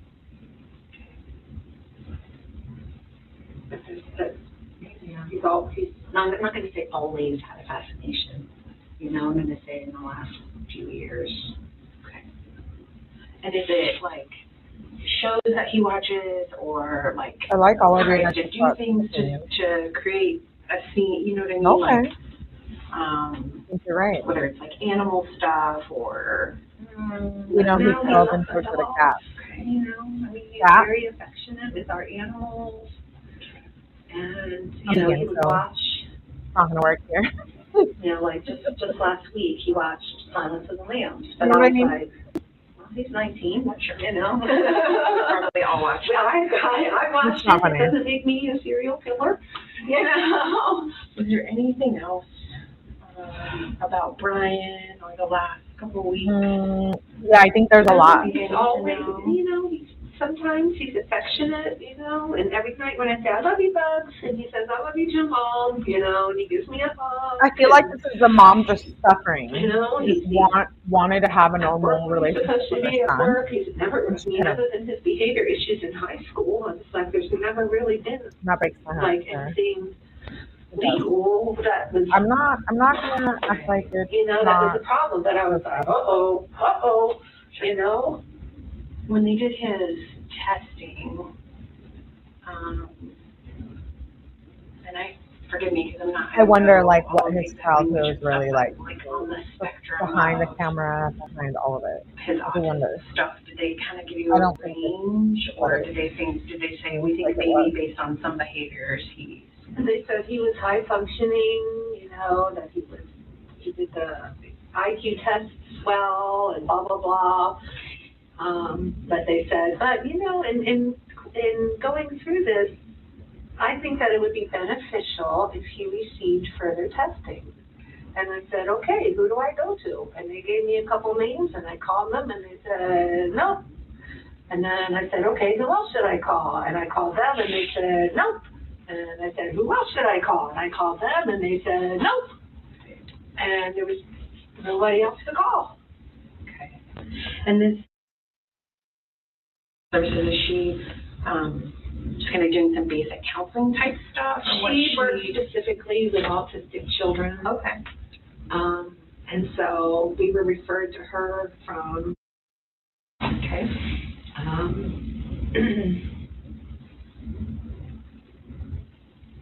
and you know, like I said, he was doing group, going in to see her once a week, and you know, and because of everything going on in school, you know, we said, you know, we don't feel like he's a danger to other people or to us, you know. Maybe himself, if, you know, something happens, but, you know, and I was like, do you think he's a danger to others? And she goes, well, from the discussions we had, I can't really make that determination, but. Clearly, he's a danger to others. He missed that. So he must have been going to her for quite a while then. He was seeing her for about a year. He had been seeing for a year and a half, but he wasn't making any progress with. Things just kept getting worse and worse. Behaviors were worse. There's never any violent outbursts. Never, you know, just a fascination with some things that I thought we were channeling properly, and you know, his morbid sense of humor, and I was like, well, Stephen King's got a morbid sense, you know, and he's a freaking millionaire, right? Don't compare your son to Stephen King. Brian Sr. is dumbfounded by the situation he's found himself in. Our kids are both doing good. They're okay in school. They don't drink or smoke. So I didn't really have no warnings that this was going to happen. But he quickly realizes that this is not an accurate picture of his son. He's obviously sick. He's obviously very sick. Because we've noticed weird things about him. Some days he gets cold. Just he looks at me and he has this cold look on his face. And I can just tell that, I don't know if it's from his friends that he's hanging out with or what, but.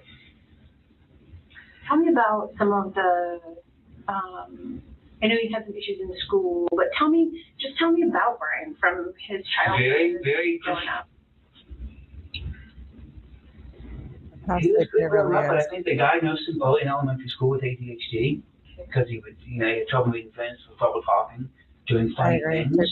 So he was always kind of on his own. He was a loner. Hi, You know, Fever he had friends, a certain amount of friends, but he wasn't like, hey, everybody, you know, he just. Is he dumb or just dumb? Very well. Dumb. In school, he wasn't accepted, I know that. Actually, I don't know. He's got Maybe friends both. he hangs around with, you know, respectable friends. And we just thought, but it just seems like not friends that would ever, not those kind of friends. Sure. Clean, good friends. Okay. You know, the worst they have is they play video games. They drink too much Pepsi. That's my only complaint when all his friends come over. They stay up too late. None of them are, I don't know what happened. I don't know why, what made him go, you know, and I'll never know that question. I don't know how many times you want to ask me. I don't know why, who, when, where. I don't know. I'm just as in the dark about this as you. Still, Brian Sr. maintains there was not a single sign that anything like this would ever happen. Never been physical at all with any family member. Mom, dad, Brian, dogs. Yeah. Never any, not a cool bone in his body. Never, ever, nothing. As far as his friends know, he's never been in a fight in his life. Okay. He's never hit anybody. He's just like his dad. I mean, I've never been in a fight, man. I thought just like it's going to be a spin-off of me. Because he's non-violent, but he's not. I don't know what's going on now. Everything's different. By the end of his time in the interview room, Brian Sr. laments the loss of his family's reputation in the community. This is too much for me. I have the same name as my son, and now this has happened. Wow. I need to move to Mogadishu or something. I think I missed this part earlier. Because I can't. This is going to kill my family. How do I know this guy's family's not going to come after us? Well, I mean, there's lots and lots of. I don't know how this is going to unravel. Sure. For the sins of my son, I don't know what's going to happen tomorrow. Right. And my wife is just a mess. No, you weren't channeling it properly. I mean, just take it one day at a time. That's all you can do anyway. And I know there's lots and lots of unknowns and lots of stuff we don't know. It's going to take us days and weeks to sort things out. So try not to panic in the meantime and think too far ahead. just think about. No, you guys are in charge right now. Terry and I have decided we can't do anything until we're out of this. Until you guys say, okay, you are released. Right now we can't do anything. Well, and we can't go anywhere. We can't. I'm not working anymore. She can't have any more kids anymore. Everything's over. It's all done now. It's over. Our lives are totally over. What? She runs a licensed in-home daycare. She can't have a license anymore. I don't think that's true. Oh, okay. Well, her parents, when this hits the news, all the kids are going to be pulled out. Maybe. So yeah, everything's going to go belly up here. So if things are going to change, I don't know how it's going to change. He's so worried about the business. I got a feeling Grand Junction is no longer going to be our hometown because my name's I'm trying to wonder what was their childhood. In another room at the Mesa County Sheriff's Office, Brian Cohee Jr., now under arrest and charged on suspicion of first-degree murder, has waived his Miranda rights and is ready to talk with investigators. They waste no time getting straight to the point. How did you get here? I murdered someone. Okay. But how did you get to my office? Well, the police drove here from my mom's house. Okay. You said you murdered someone. I did. Did you know the person? No. No? No. I was driving one night. I was in a, shall we say, bad state of mind. Okay. I saw a strange shape by the railway tracks, so I investigated, and it revealed me a homeless person sleeping. Well, I presumed homeless because he was there. Okay. So I stabbed him to death. Okay. Then decapitated his head and hands and arms. Okay. I then took the head and put it in my car trunk along with the hands, the bags, plastic Ziploc bags. He's just admitting it. I took it back to my house, cleaned off the knife, tried to hide the head and hands, removed the trash in my car that was stained in blood. He's so honest. And then I tried Lack of emotion, lack of However, empathy.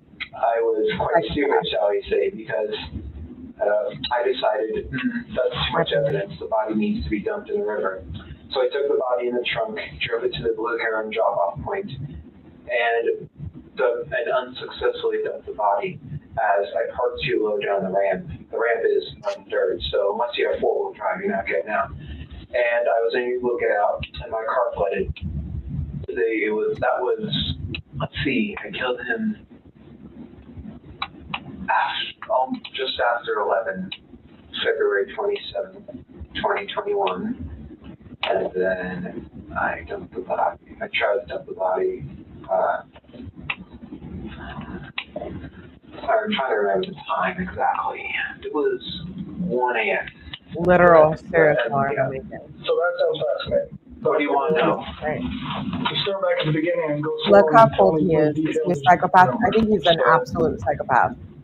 Because, I mean, Murray going to jail for Dexter vibes, psychopath, I have no idea. lack of empathy. Well, at the beginning, it's murder. I don't think autism or mental health disorders play a role. So I figured, I'll fight it. Okay.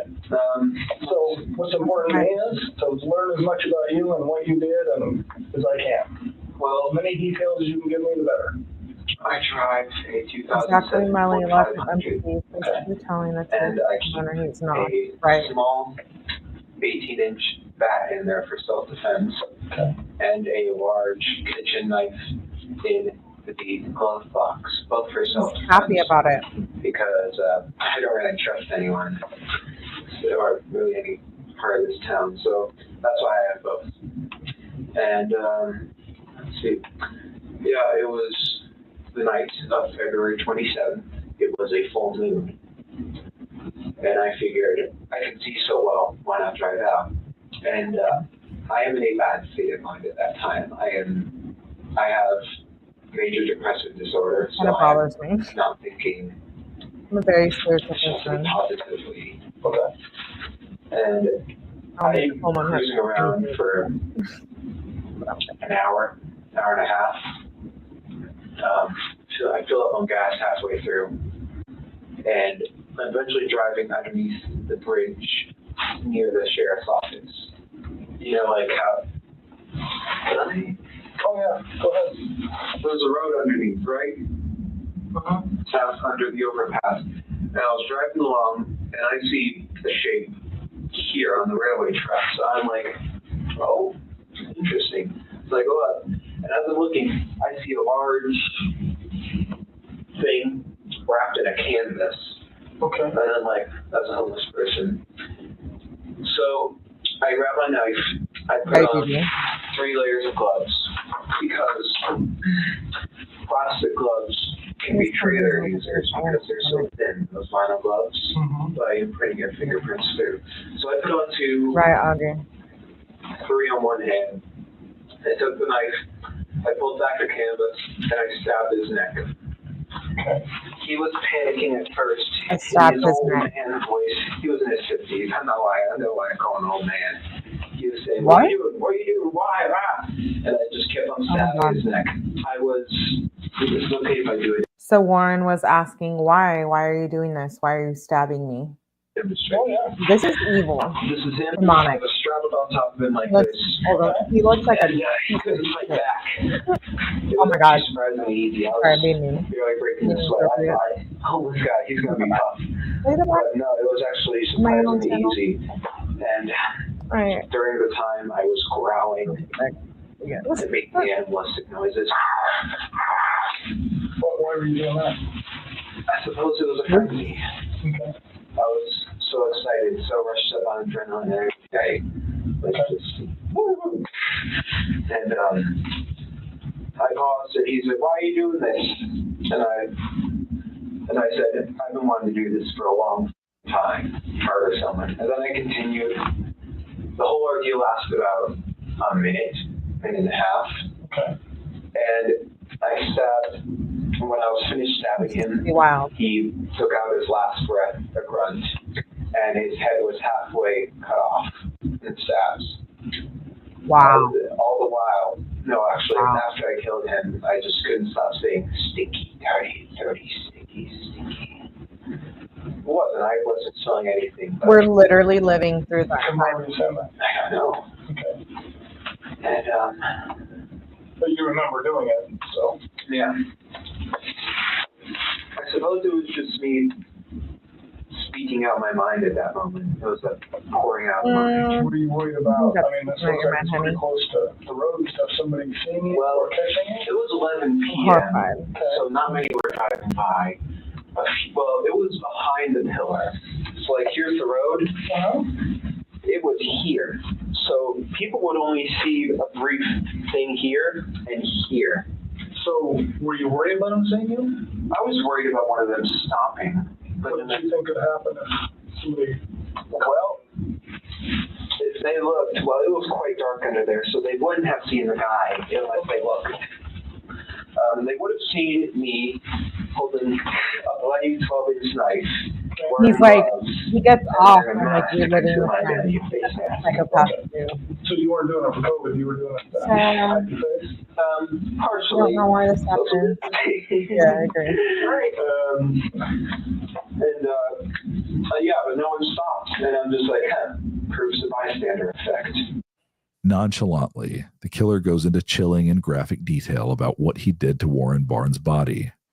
We'll spare you the gruesome details. He then tells the investigators what he did with the various body parts once he was home with them.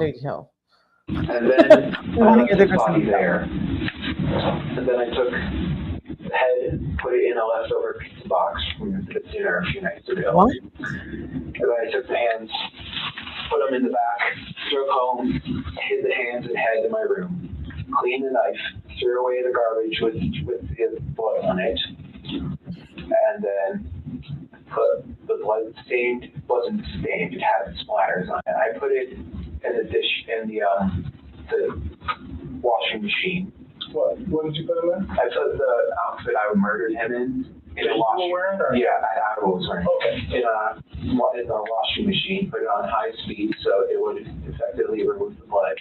Wash it twice.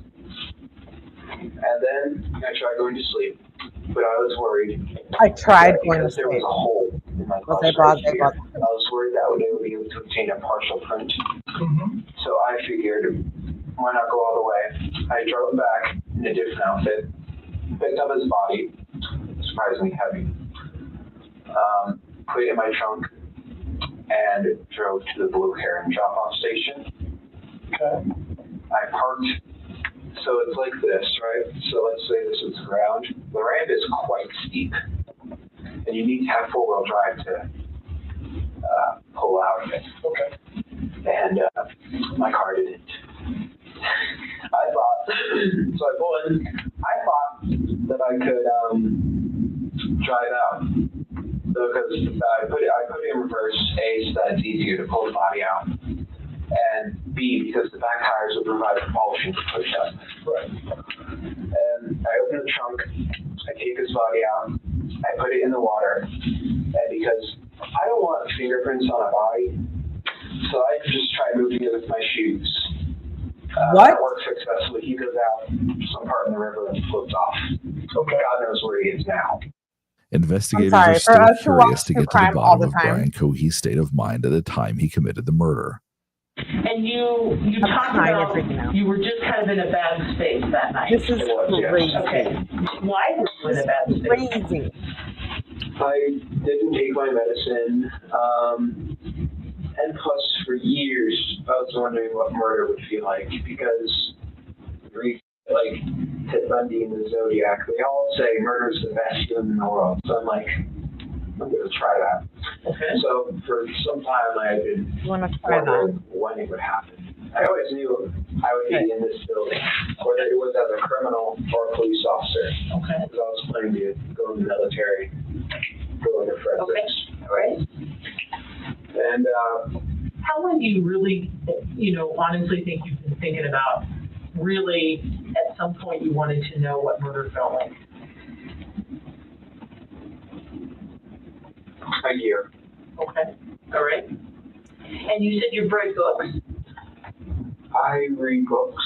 I have a book on forensics. Okay. Did you read the book, the Ted Bundy book?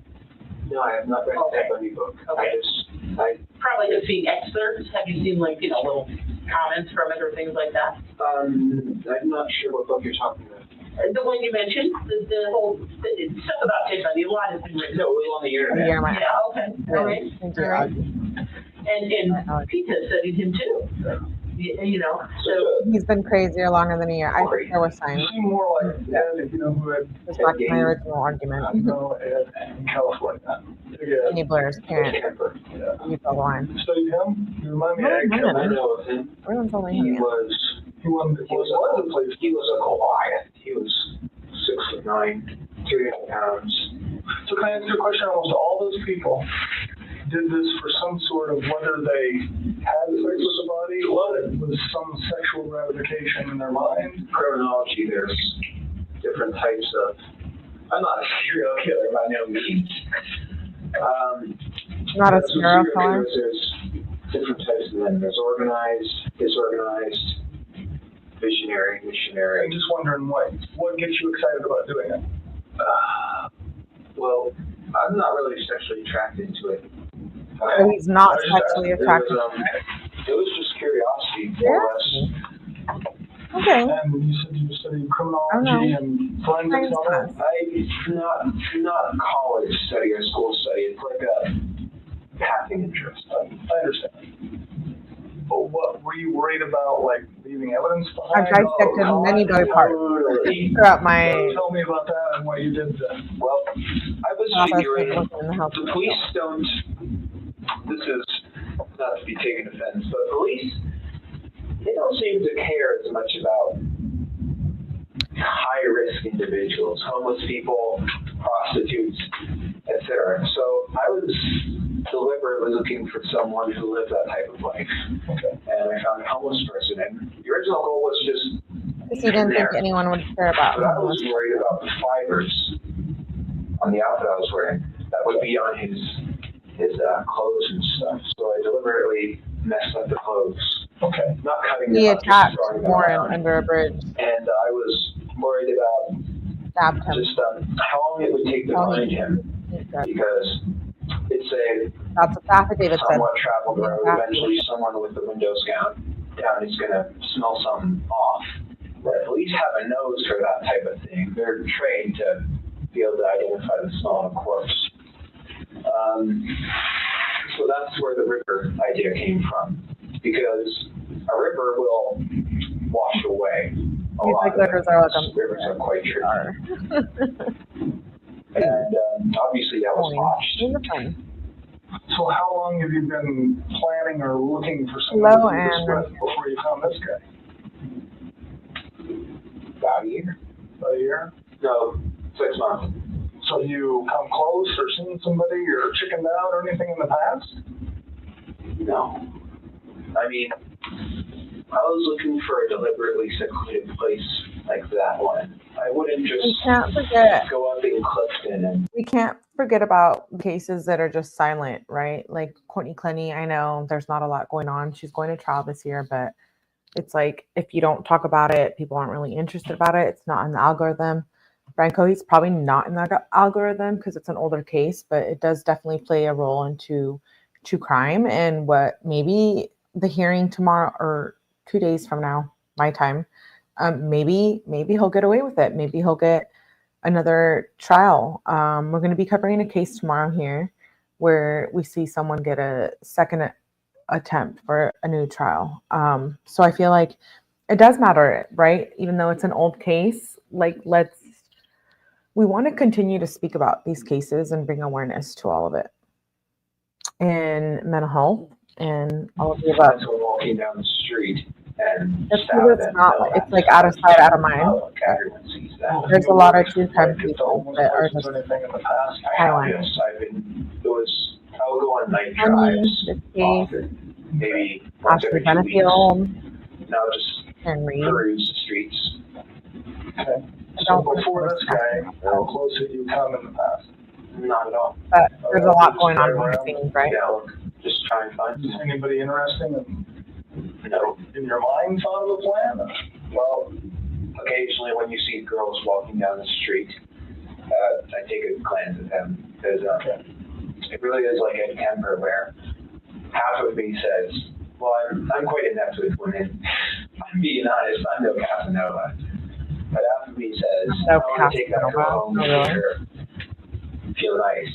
And the other half of me, it's just like what Ed said, is I want to see what her head looks like on a stick. And so occasionally when I'm driving down the road, if I see someone that has a fly, I'll just like. Were you worried about getting caught while you were doing Predatory it? instincts, yes. You did it? I was worried about afterwards. For this past day and a half, including this day, I felt so anxious.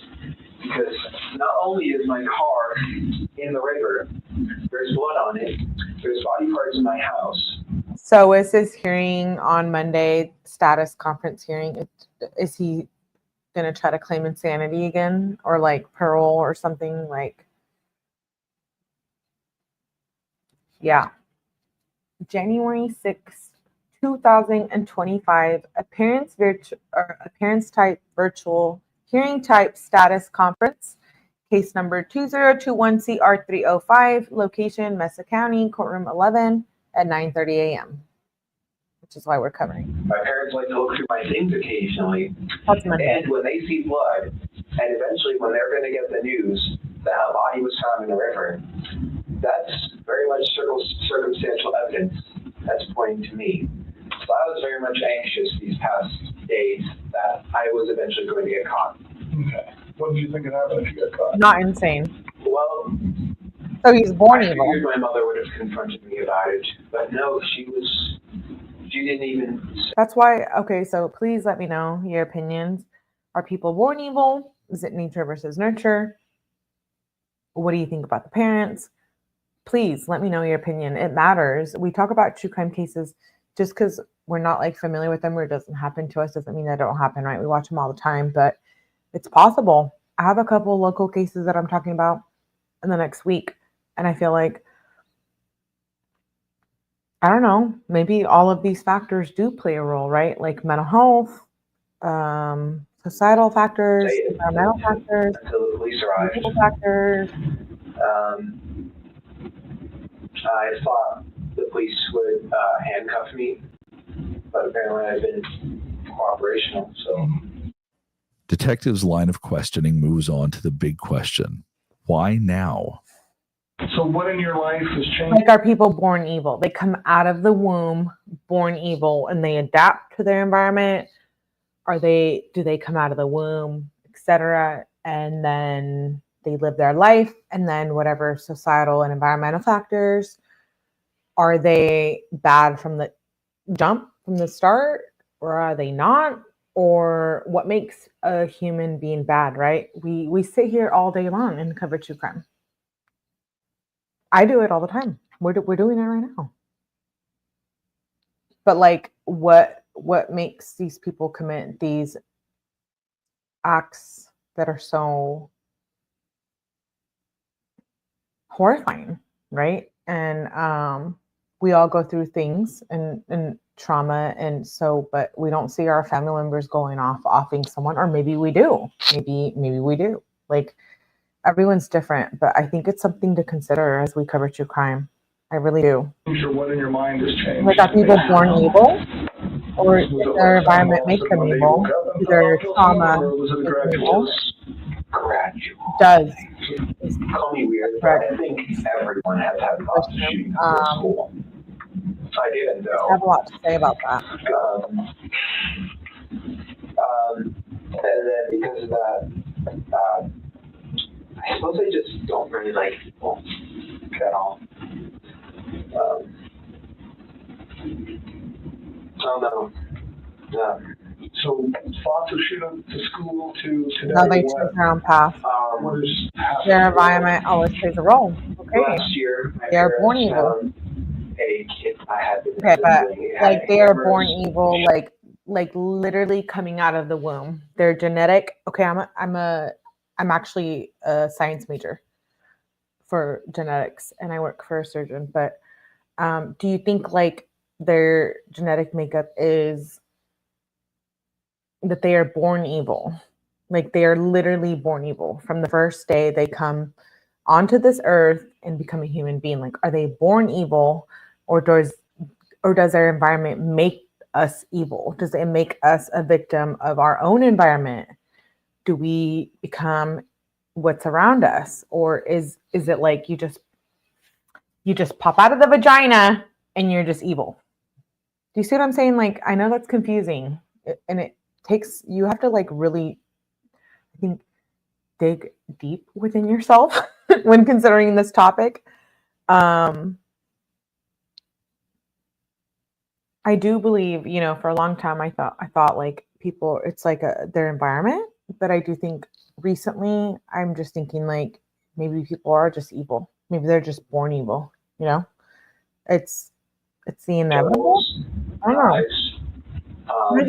Am I just too dark now? Too dark. Song. Got bored with killing humans. They found it though. Not at all. And they were ready to call the police until I had convinced them it was okay. by other methods. Nobody is taking the matter. And it was an ultimatum where if I didn't something in the brain changes. Throw it away, all okay. that, they would call the police. Okay. Let's study the brain. And what if he hadn't been caught? Would Brian Cohee have killed again? My point. If you had not been caught by your folks.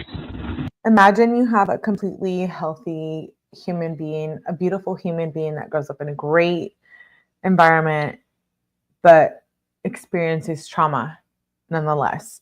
A dark period of trauma, right? So is that person born evil and just given the life that they're given, or do they become evil? Like they experience and they realize that they have experienced trauma and evilness. Evilness? Is that a word? And so they become evil. They become something similar to their environment, right? And that's why I'm so lenient on here about talking about judging people and accepting people. And we've talked about it many times here. We talked about my experience, but I feel like when it comes to mental health, it's like a total different ballgame, right? I do think that mental health plays a huge factor into it. I know some people are like, what do you mean mental health? Like, but I do think the environment makes a criminal. I do. I think, sure, some people are born evil, maybe some not, but I do think the environment plays a role. I do. What do you think you would have done next? With the kid. I don't know. Because of some kids who gave let's talk about like free will of choices. you would Okay. have been able to get rid of the head, and your Evil is folks did not subjective. find it. Well, it depends. Okay. Would you guys have been able to? Okay, so I have a question. So if a female is abused as a child, and then she goes out and kills her abuser,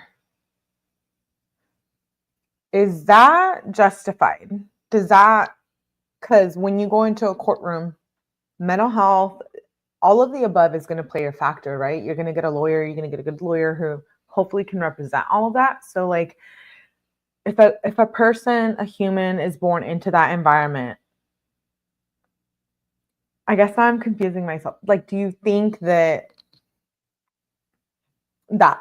female should be an evil human or no? Like, does that make sense? Like, just because you were a victim of it, do you think that people should become that? And if so, do you think it plays a role when you watch a trial play out, or, you know, it's different? We can sit here and give our opinions and talk about our personal experiences, which I appreciate. But then when we see it in a courtroom, right, we like judge everyone. Ashley Benefield, Sarah Boone, Wade Wilson, Johnny Depp, Amber Heard, Sidney Powell, any of the cases that we talked about. So we make quick judgments. But I feel like sometimes I just question all of it. Choices, humanity, ourselves. I think it's normal to feel that way. Mental, spiritual. Well, we like to think so. And I very much love We'd love to think so. But we're born that way, or me that way. What would you have thought of to do next? That doesn't make her evil. I thought It makes I would her have been very careful. It's totally possible. I would have been worried at any moment this could become a cold case. Once they got over and the then it could be solved later on down the line. like, don't we live it? Probably would have We done live it it? Have some of us experienced trauma? because that was just to see what it Does it felt make like. us evil? No. And if When I we got away see evil with like it, this, I how would do have we just react to it? kept What the do we secret until we agreed. Brian Cohee's trial. Many people are like, oh, we see murderers, et cetera, online, but it's when it's even the most of simplest facts. When you see a bully on here or a predator on YouTube, it's like so there's signs, right? Like precautionary signs. I feel like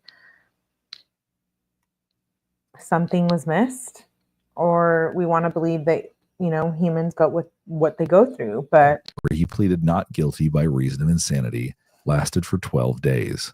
Throughout the Mental health proceedings, elaborate Cohee's that. attorney argued that his Okay. mental illnesses prevented him from Courtrooms are knowing right treatments from to a lot of wrong, things. but the jury didn't buy it. It also They depends. deliberated for 2 days before finding him There's guilty of first-degree trauma. murder. Judge Richard Gurley said that in his 37 years in the court system and 16 years as a judge, this was one of the most horrific cases he's ever He seen. was in a bad frame of mind. Cohee was sentenced to life in I prison. know he was in a bad frame of mind, but don't we all go through that? Like, we all go through periods of time in our life, right, where we're not perfect. I can speak from experience. This live isn't about me. But I feel like, are we a Brian Cohee? Like, we're just living through life. Everything is normal. And then one day we just have a mental breakdown. I think not. Not to plus where you 13 and a half someone years else, with right? no chance of parole. The prison A far system is so cry good. from the 15 years he believed he would receive when he was first interrogated. He is currently serving out his sentence at the Buena Vista Correctional Complex in Chaffee County, Colorado, where he will stay for the remainder of his natural life. Brian Cohee thought that he could get away with murder by taking the life of someone he believed wouldn't be worthy of an investigation. He couldn't have been more wrong. Warren Barnes was not only a beloved man in the downtown Grand Junction community, but most importantly, he was a human being who deserved to be treated with the dignity and respect that he offered others. According to the Colorado Sun, Barnes was a lifelong resident of the Grand Valley and told people that he spent time as a cowboy in the Book Cliff Mountains north of Grand Junction. He had a wife, a daughter, and a granddaughter. A sculpture by ironworker TᕼᗩᑎK of a tree, chair, and stack of books, commissioned by one of the many people whose path intertwined with Barnes, sits in the breezeway outside of Monique's bridal shop where he used to pass the time. His mantra, "And you also," is inscribed on one of the books. The memory of the reading man lives on in downtown Grand Junction, despite a monster's attempt otherwise. Okay, so now you know Brian Cohee. He has a court hearing in 2 days on January 6, 2025, 9:30 a.m. A virtual conference for status hearing. Either he's questioning where he's being held, or he's going to go back and question the insanity factor. I do think it's going to come up. I meant there are more than two, right? Anyway, so now you know about the Brian Cohee case. Hopefully, I don't know, was he born to kill? Is it a mental health issue? Is it nurture versus nature? Is he insane? What do you think? He has a hearing on Monday, whether it questions his insanity or not. Do you think it should be reevaluated? Do you think it should be a case that just needs to be closed? He's guilty, life without parole. Clearly, it's upcoming, right? There's a hearing on Monday, so it's not a silent case, and I think it needs to be talked about. Kids are not. Let me rephrase that. Kids are no kids. Or mental health issues or no mental health issues. I think it needs to be addressed all the way around. So, Born, I agree. Will life in prison be justice, or is that a slap on the wrist? He seemed to get off on the crimes he committed, so I think it can go both ways. Like, he can either be even, yeah, they do. Thank you, Emily's, for saying that. Great life. Yes. So Monday, we'll see what the hearing brings. I have maybe jail calls tonight, maybe not. We'll see. We'll see who's live. But if not, I will see you guys on the next live. Tomorrow, I have 2 cases I'm talking about. So that is for sure tomorrow. I might come on back here and do Jamie calls tonight. I know a few other creators are supposed to be live, so we'll see. We'll see. But turn on your notifications, girl, please. Girls, gentlemen, all of the above. Please turn on your notifications, because YouTube sucks. Not only do they take all this money and percentage from you, but then they're like, we're not going to notify everyone you're live. So anyways, I'll see you hopefully shortly in Jamie calls. If not, I will see you tomorrow. New case, new conversation tomorrow. I appreciate all of you. Have a good night. I love you. Thank you for being here. All the people who gifted, super chatted, all of the above. And I appreciate you so much.